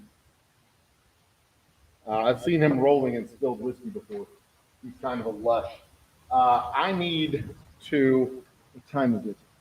2:30. I have just enough time to filter this last run. 1, 2, 3. Just enough time to filter this last run. Oh, I've already got the pads in there. Good. So I need to get this done now so I can get out of here at just the right time.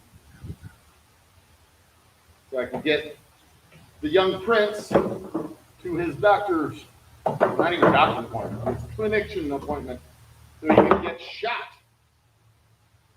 So fucking excited. My kids, both of my kids will finally be fully vaccinated in just a couple of weeks. I have a 10-year-old who's been under the threshold, causing no small amount of nervousness among his parental units, because she's a teacher and I'm a frontline sales guy, for lack of a better term. I'm out amongst the people, the hoi polloi, with all their nasty germs and shit. So it has been concerning. We haven't wanted to bring it home to him. There we go. Excellent. Whoa, hey, stop it. Not supposed to do that. Woo! All right, I can fix that. So this is what happens when things are unaligned. I have to realign them. So I had this plate. Oh, y'all didn't even see that. Shit. So I had a plate that was unaligned over here, and we sprung a leak. Whiskey shooting everywhere. So I just had to open it up and realign it.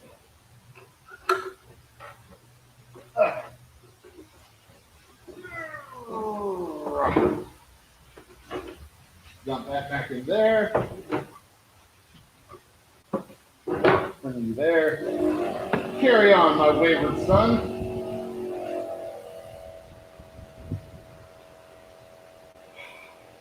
It is a gorgeous day today. It is absolutely gorgeous. It is like 65 degrees. We have a breeze coming from the north. It is just a lovely day. And I have to do a quality check.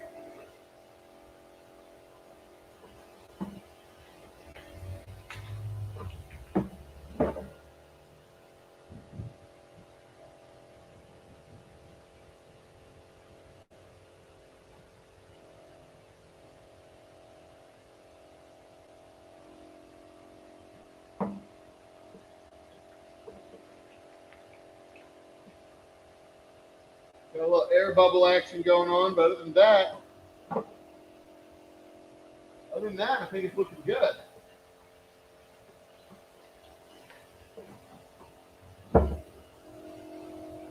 Oh yeah. Look at this nice, gorgeous amber water. Look at that. See that? Look at that. That is artistry, is what that is. That is. Ah.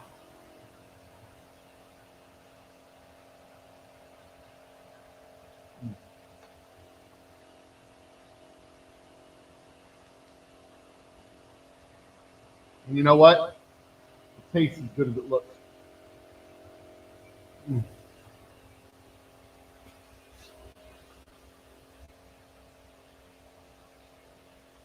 All right.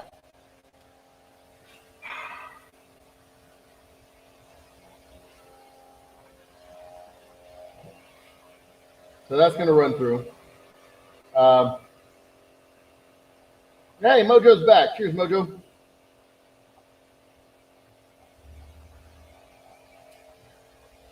Yeah. Actually, some of this stuff can be sold.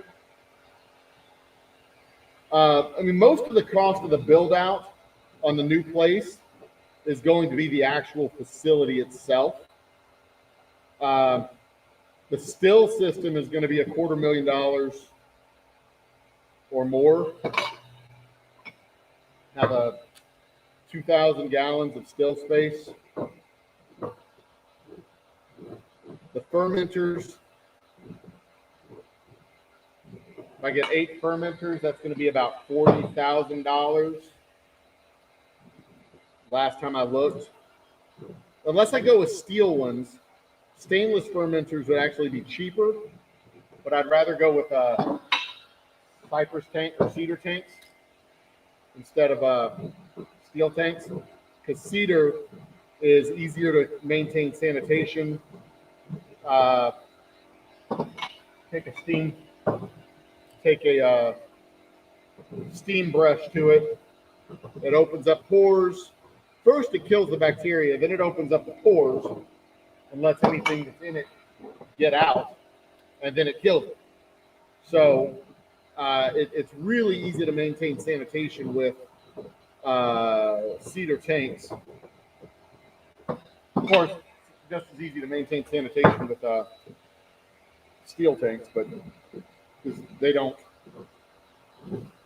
They don't stain. That's why they're called stainless steel. Uh,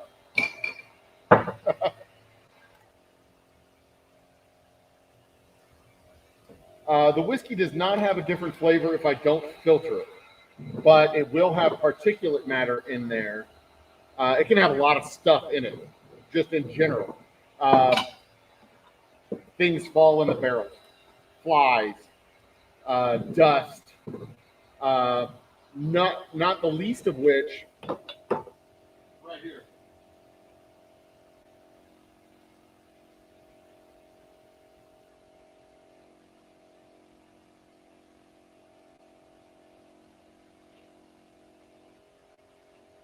This was stuff. This here, that was the bottom of the barrel that we filtered. We didn't filter it out, but we excluded it from the whiskey. And then all that stuff that's on the filter pads, we don't want that in the whiskey. That doesn't change its taste or its flavor. But if that's in the whiskey, it'll continue to age in the bottle, and that will change the flavor over time. You know, these bottles that I'm sending out, that I'm doing now, they're going to get picked up by a truck next week or the week after. If they get picked up by the truck next week or the week after, they'll go to stores, and they can sit on the store shelves for months at a time. And if that stuff is in the bottles, it'll continue to age, and over the course of a year, this whiskey will change its character, change its flavor, change its profile due to the ongoing aging. The particulate doesn't actually taste like anything. It's just like charcoal and burned wood and stuff.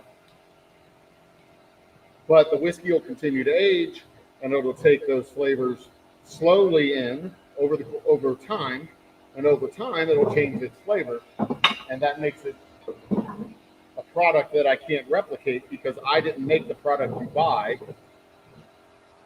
I made a product that was different. I just didn't filter it well enough, and it changed over time. So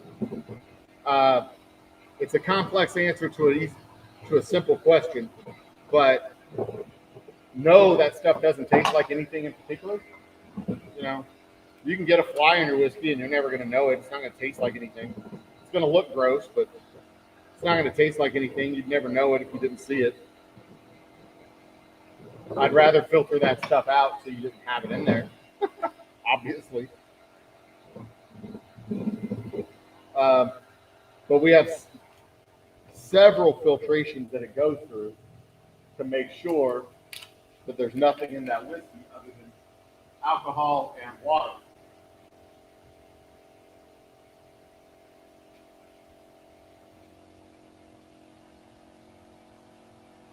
That is, after all, the ultimate goal is just have alcohol and water inside that bottle.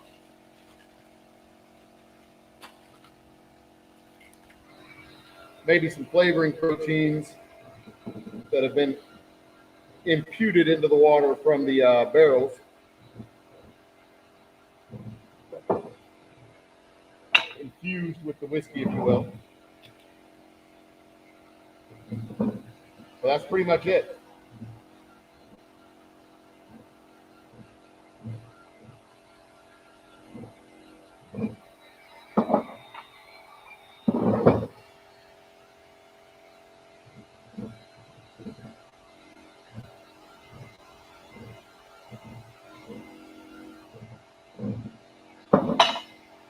But yeah, the new build out is going to be really cool.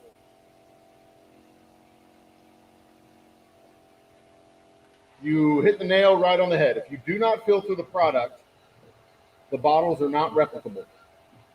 If you get an unfiltered bottle of whiskey that still has the charcoal bits floating in it, then you are getting a bottle of whiskey that is unique to the time and place that you drink it, because it will never The whiskey will never be the same from day to day. The day you open it and start drinking it is the only day that it will taste like that. The next time you open it and drink it, it will taste differently. The next time you open it and drink it, it will taste differently. Every time you take a drink of unfiltered whiskey, you are drinking a different whiskey. And this is different. I mean unfiltered, completely unfiltered. When you like,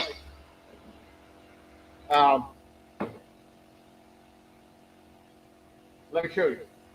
Be right back. Don't go anywhere. Let me show you.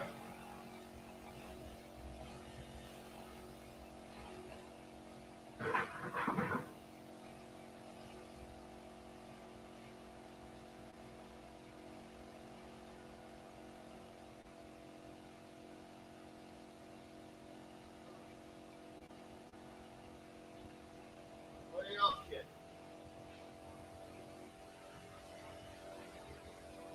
That's the part.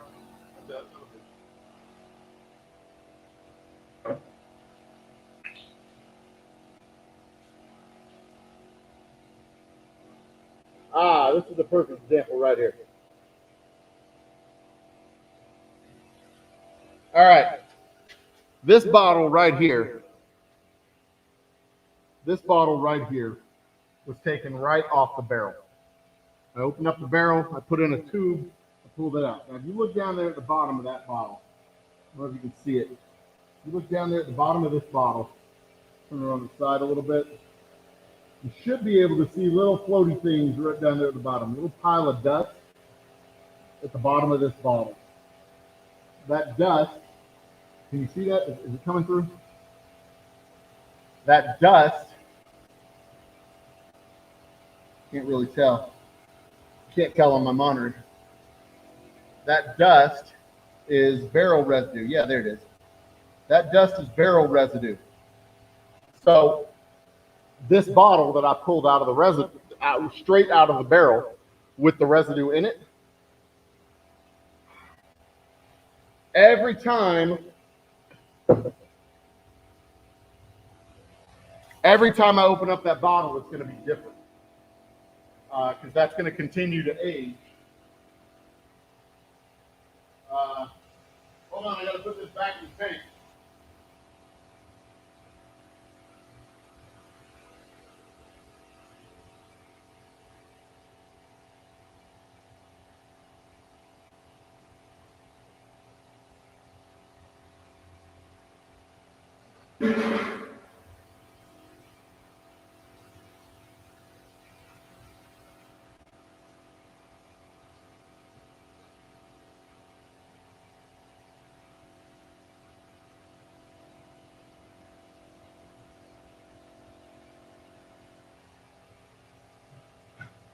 So,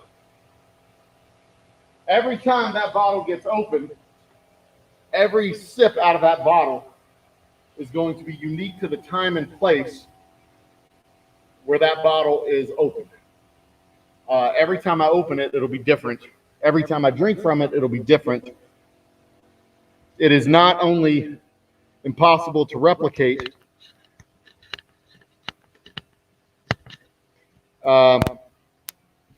it's not only impossible to replicate, it's a dynamic system unto itself. The bottle will continue to age just like a barrel as long as there's barrel residue in the bottle.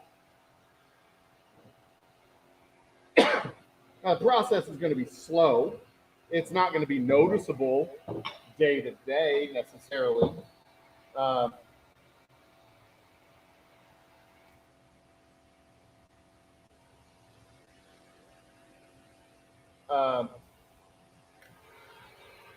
It's not going to be different day to day necessarily, but month to month, year to year,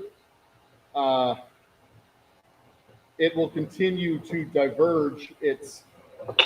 It'll continue to diverge in flavor from a bottle that's been filtered out, because that bottle that's been filtered out is frozen in time and space. It is a historical marker of what it was when it was pulled from the barrel, and it will never change. It will never continue to age. Now, the guys were talking about moonshine, squid shine. Uh, Moonshine and whiskey are different. Moon, uh, the legal definition of whiskey is a distilled spirit fermented from cereal grains. I'm getting noises over here that I don't like. Hold on one second. Okay.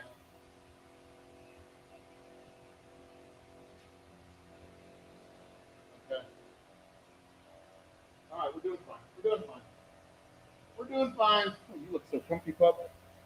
Anyway, like there's specific definitions of types of alcohol.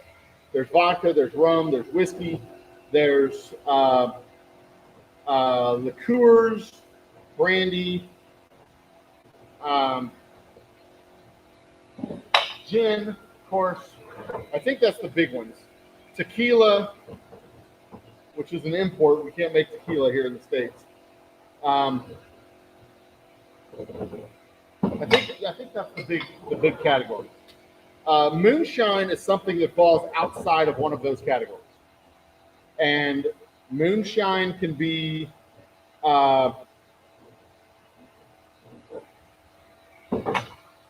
boiled potatoes with sugar as the fermentation catalyst. You basically have starchy potato water, and the yeast eat the sugar. You know, you throw a 5-pound bag of sugar in the mix, and boom, you've got moonshine.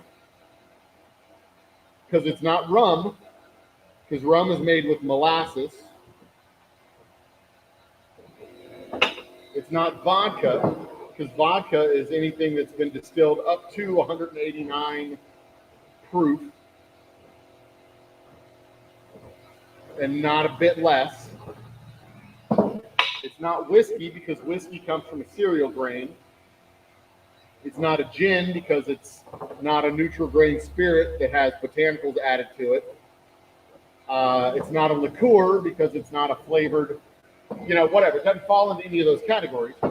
So it's a moonshine. And moonshine can taste like anything. It can be flavored with,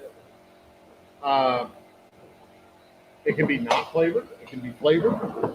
It holds the characteristics of the water that it started from. The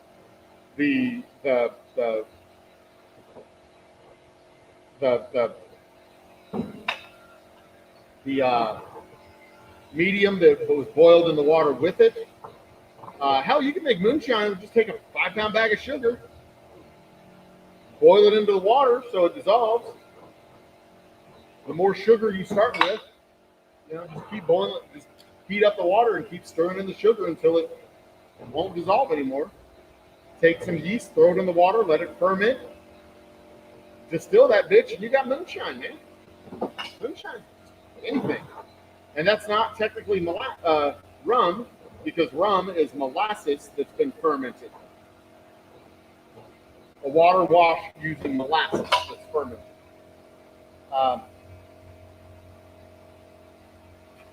Gross. When you're in the backwoods of Tennessee, backwoods of Kentucky, backwoods of Montgomery County here in Texas, you don't necessarily have access to cereal grains to make whiskey. And why would you? Because, you use that, you eat that. That's food. You use whatever you have left over. You grab a pot of carrots. Carrots are high in sugar. They'll ferment. Beets. Grab a bunch of beets. Grab some black-eyed peas. Grab some green beans. Whatever you can find, it's high in sugar. Boil that sugar out of it. Add some more sugar to it, to make sure you have enough for the yeast to eat. pitch some yeast in there, and then bam, you got yourself a nice fermented base to make moonshine out of. So that's why moonshine tastes different, and that's one of the many reasons why I bristle when I'm out doing my sales and tastings, and I tell people we're from Humble. Like Humble's a little semi-rural community. Look at it. We're a suburban community on the north side of Houston. You tell people we're making our whiskey up in Humble, Texas, they go, "Oh, is it moonshine? Are you doing it in your garage?" And I just, every time somebody says that when I'm in a store, selling the fucking whiskey in a store in the United States of America, a retail outlet with money and credit card machines and change made and like security, they're like, "Oh, are you making it in your garage?" I just want to fucking punch him in the face. No, I'm not making it in my garage, idiot.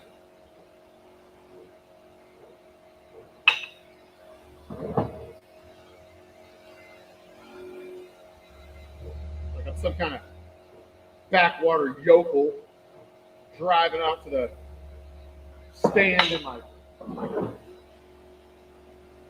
ATV, my overalls, without a shirt on, not wearing any shoes. We ain't got time for shoes. All six of my tooth.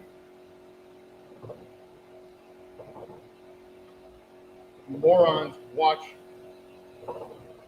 Moonshiners and think it's a documentary. Anyway, whiskey has a specific set of guidelines that makes whiskey taste like whiskey. That's what makes whiskey whiskey. You know, the cereal grains, the level to which it can be distilled. That's also what sets American whiskey apart from Irish whiskey.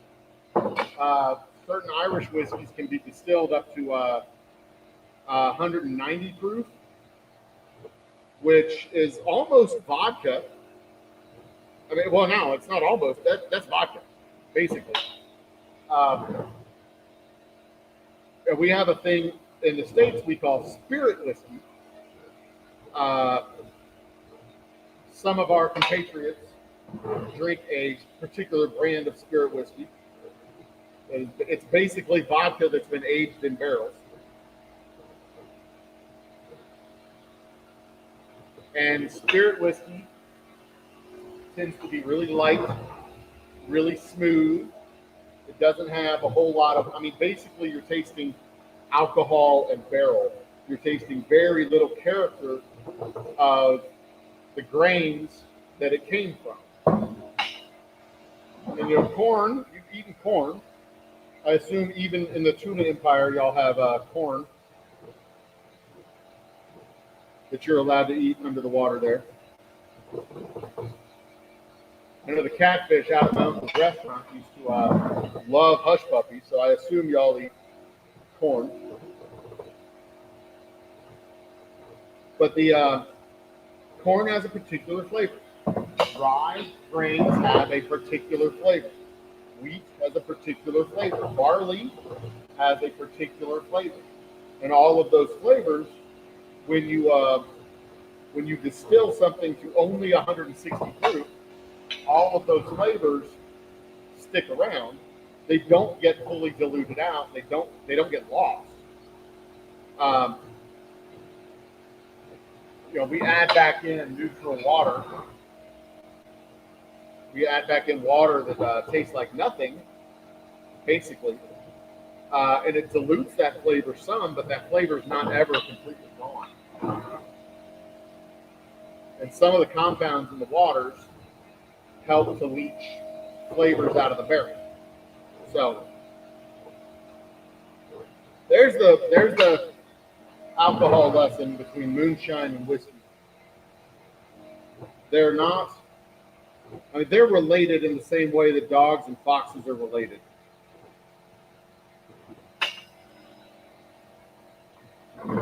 But they're not related.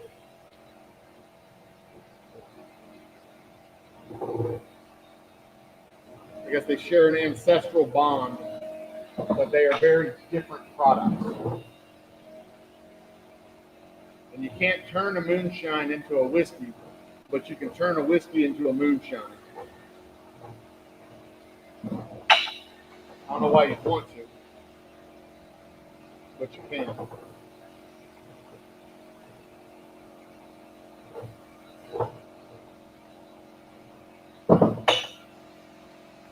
"30 minutes. 30-minute warning."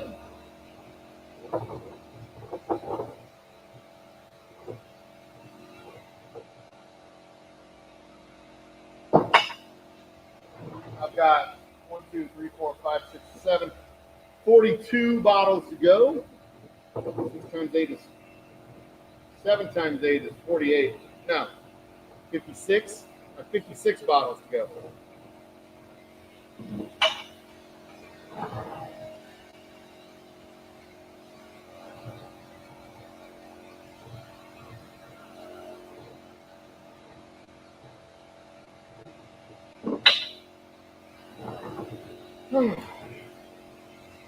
Tomorrow, the University of Houston football Cougars play Memphis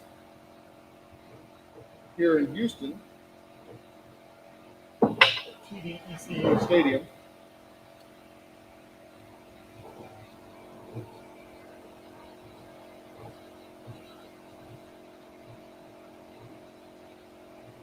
I will not be making that game, unfortunately. I would like to, but it's not going to happen. The timing's all wrong. Y'all can hear me, right? Ah, Jesus, it sounds like I'm talking to y'all through a tunnel. Anyway, I will likely catch that game on the radio. See, I'm one of those weird people that I actually prefer to listen to the games on the radio when I'm working rather than have it on the TV in the background. Because if it's on the TV, I'm going to stop and watch it. If it's on the radio, I can listen and continue to work and do other stuff.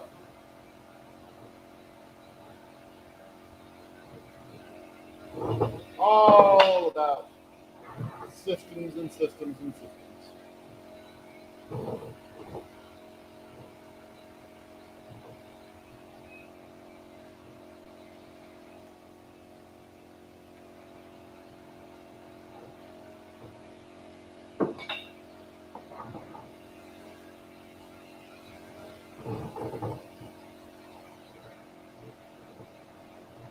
There's a company called Oak and Eden. I think that's who they are.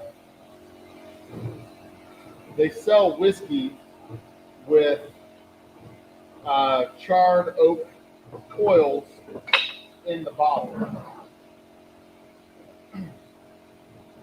So when you buy the bottle, if it just sits there in your cabinet, it'll continue to age and continue to change. And every time you drink it, if you don't take it out of the bottle and like put it in a decanter, every time you drink it, you're going to get a unique mouthful of liquor. I think it's Oak and Eden that does that. I could be wrong. I probably am. But they've taken that whole philosophy to heart. Like, no, their bottles are remarkably similar because, you know, they travel down, they start at the same starting point and travel down the same path. But they're also unique. No two bottles are the same.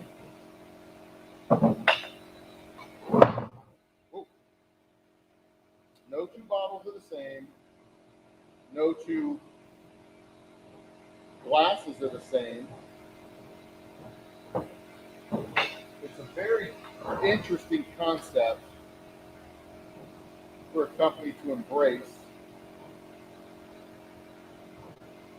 And I went to a distillery up in South Dakota, the Badlands Distilling Company, and they did the same thing with their whiskey.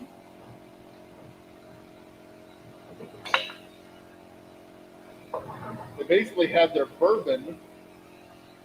It was white bourbon that they had, or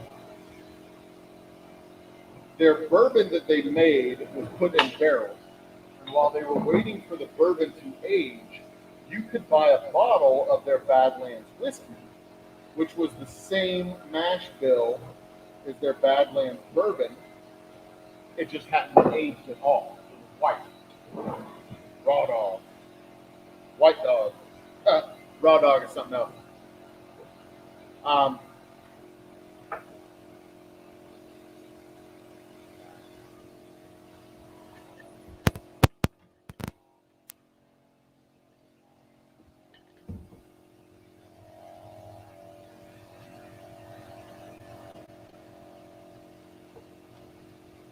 Let's see here. I've got this wrapped around a barrel now. It's not as mobile as it should be. I can.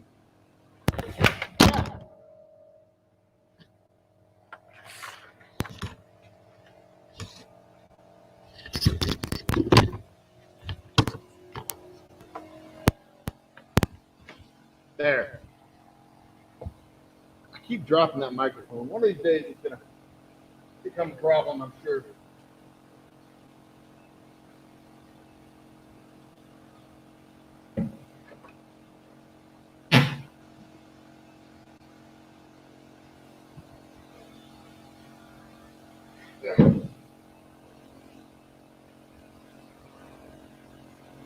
Good, that's good. All right. Get this thing. Now one thing it's another. And another and another. There we go. There we go. There we go.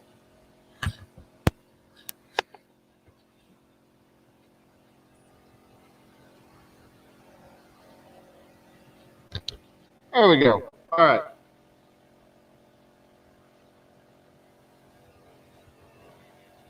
So as I was saying, you can get their White Dog whiskey, which is their bourbon that hasn't been aged yet, and they will give you or sell you one of these charcoal aging sticks. And before you leave the distillery, if you are so inclined, you can open up your bottle. They'll drop that stick in there and reseal the bottle for you so that it won't spill. And you can take home your Badlands whiskey and age it in your own living room while you're waiting on the bourbon to finish aging. And we will be doing a very similar thing with our Boomtown Bourbon. We will have a sister project next to it called our Ghost Town Bourbon. Ghost Town Bourbon will be the exact same whiskey, aged in a barrel long enough to call it bourbon,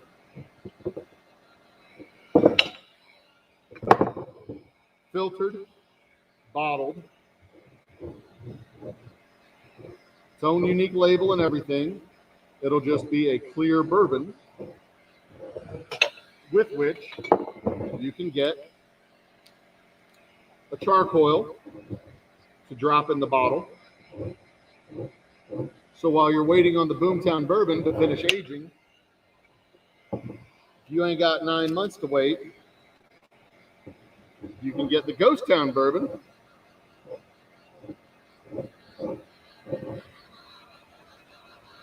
And the Ghost Town Bourbon, effectively the same bourbon, will age in your kitchen. All right, the filter is done, and I have 20 minutes before I have to get out of here.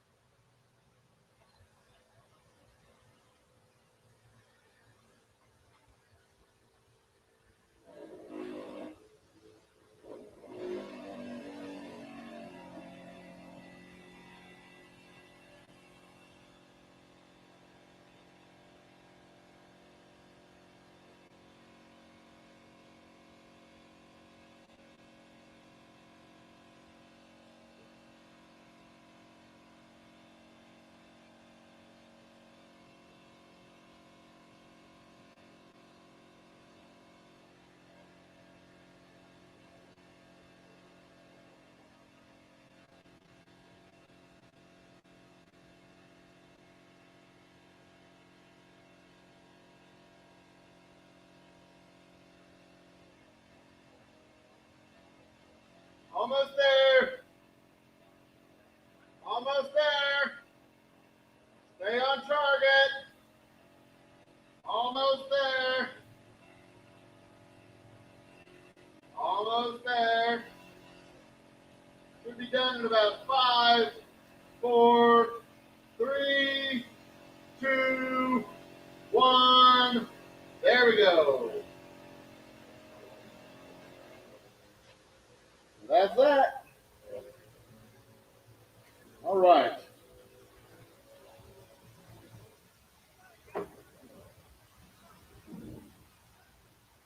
I hear him, buddy. There's a bit of a ruckus down the street.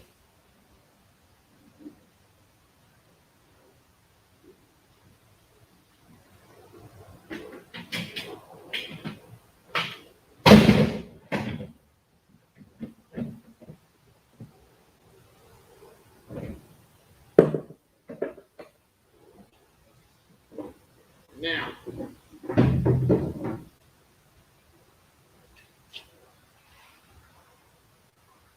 go. Turn this for just a moment. Now, what we do next, after we're done with the filtration, we remove the tubes from the barrels. I'm not going to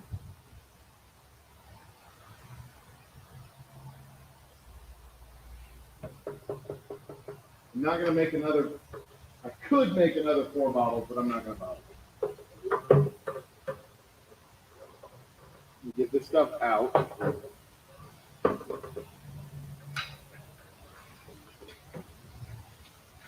And then seal it off.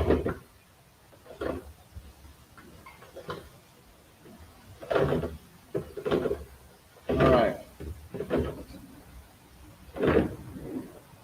I'll be back tomorrow to get into the next batches, the next bits.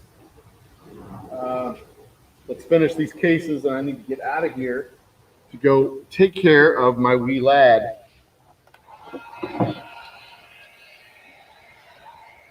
You, turn this way.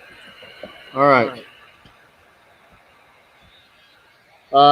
And since we're in the closing 15 minutes here, right? Yeah, closing 15 minutes. That only took me 4. Remind folks that we are doing our happy hour tonight at 9 p.m. I have an update on the Cemetery 500 subscriber Cemetery show. We will be talking about the TV show called Love is Blind. Had a very interesting message from a line producer. Yes, a very interesting message from a line producer at Love is Blind.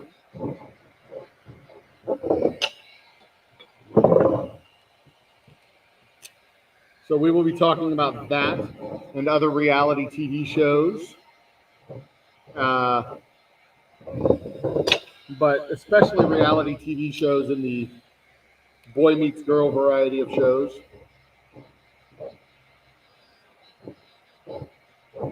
Shows which I find to be off-putting at best, and at worst, I find them to be insulting and derogatory?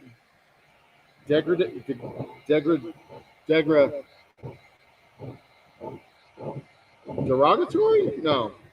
Decorative? Degrading. That's the fucking word. I could not think of the word that meant to degrade or to be something which degrades. I was thinking degrasive, but that would be abrasive. The word I was thinking of was simply degrading. On both sides of the ledger, I find it to be degrading. Yes, thank you, Squidward.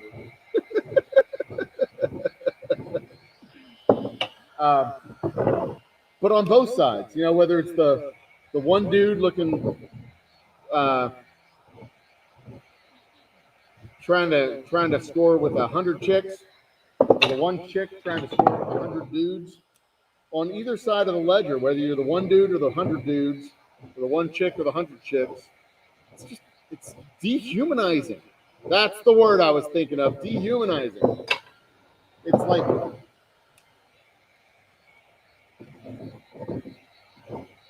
it's as if like they think a relationship is just some formulaic bullshit.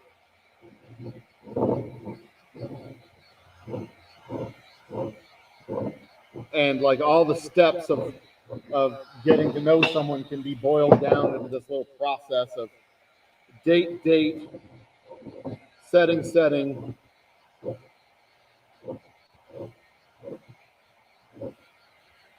go to the breeding box.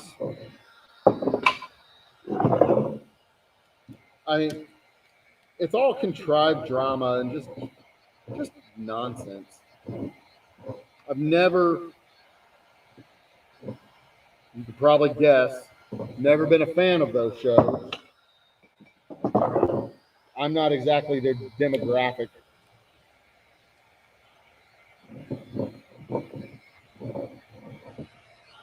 I suppose.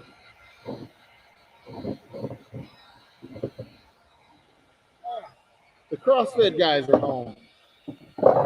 That's awesome.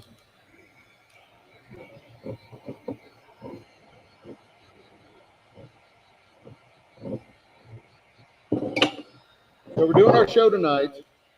I'll probably be, well, no, I'm out next week entirely. I'm on vacation next week with my family. The kids are out of school for the week. For Thanksgiving, we are leaving on Sunday. Hopefully a truck will be coming sometime next week to pick up our whiskey. I'll be,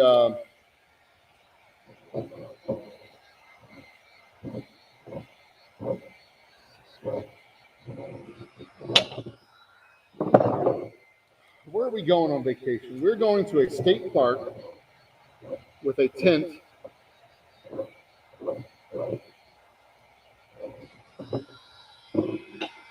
We're going to go real camping in a tent, not in a cabin.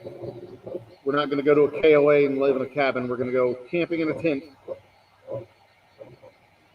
We'll be sleeping on an air mattress and quilts, being one with nature, sitting around a bonfire,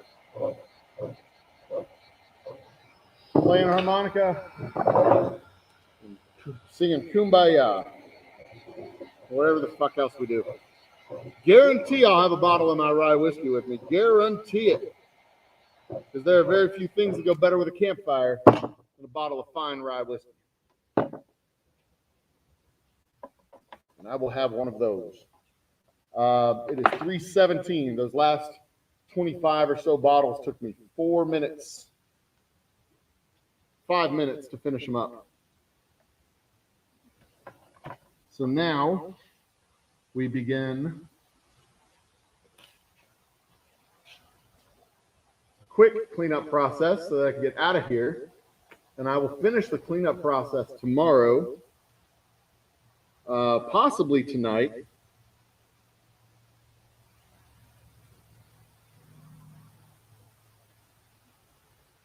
If I can get here in time to do stuff and not have to delay the show. The show will be broadcast, streamed live from the Pandemic Studio at the Old Humble Distilling Company's home office.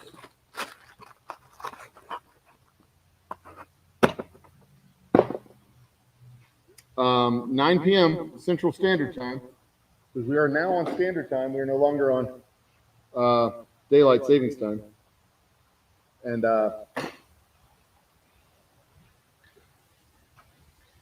see, I need to run a broom through this place. We got a little bit of dust coming here.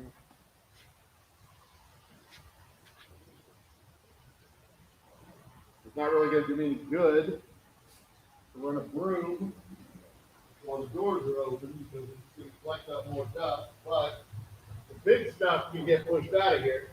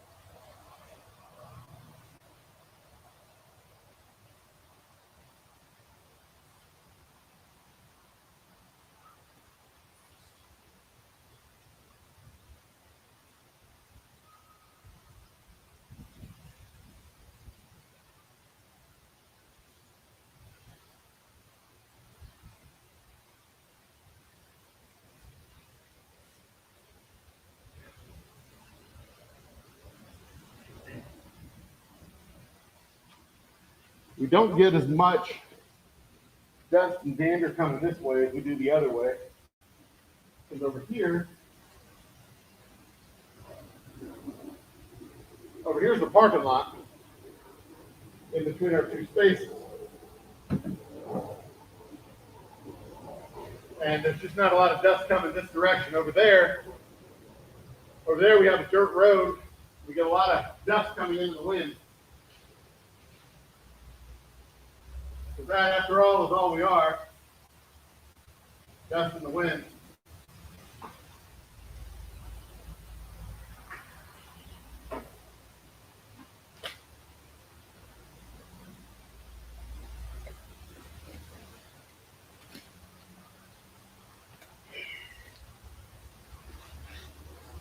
But usually the wind comes from that direction. We have a regular breeze coming from over there. But because the dirt road is that way, the clouds of dust come from over there. So you're going to be getting leaves and dust bunnies and all kinds of other stuff coming from that way. That's where the real mess is.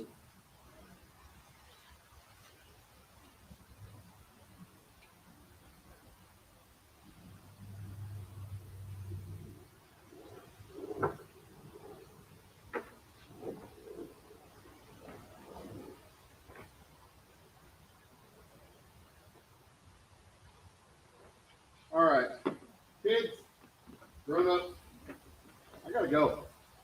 It has been an absolute pleasure. I enjoy the work that I do. I enjoy the opportunity to sit there and chew y'all's ears while I do the work that I do. Decorative. Decorative. That's what that sounds like. So yeah, I'll see y'all tonight at 9 o'clock. We'll have updates on all the cool stuff. And hey, if you've made it this far, don't forget, subscribe to the channel so you can qualify for our next bottle giveaway. It's almost certainly going to be one of these bottles.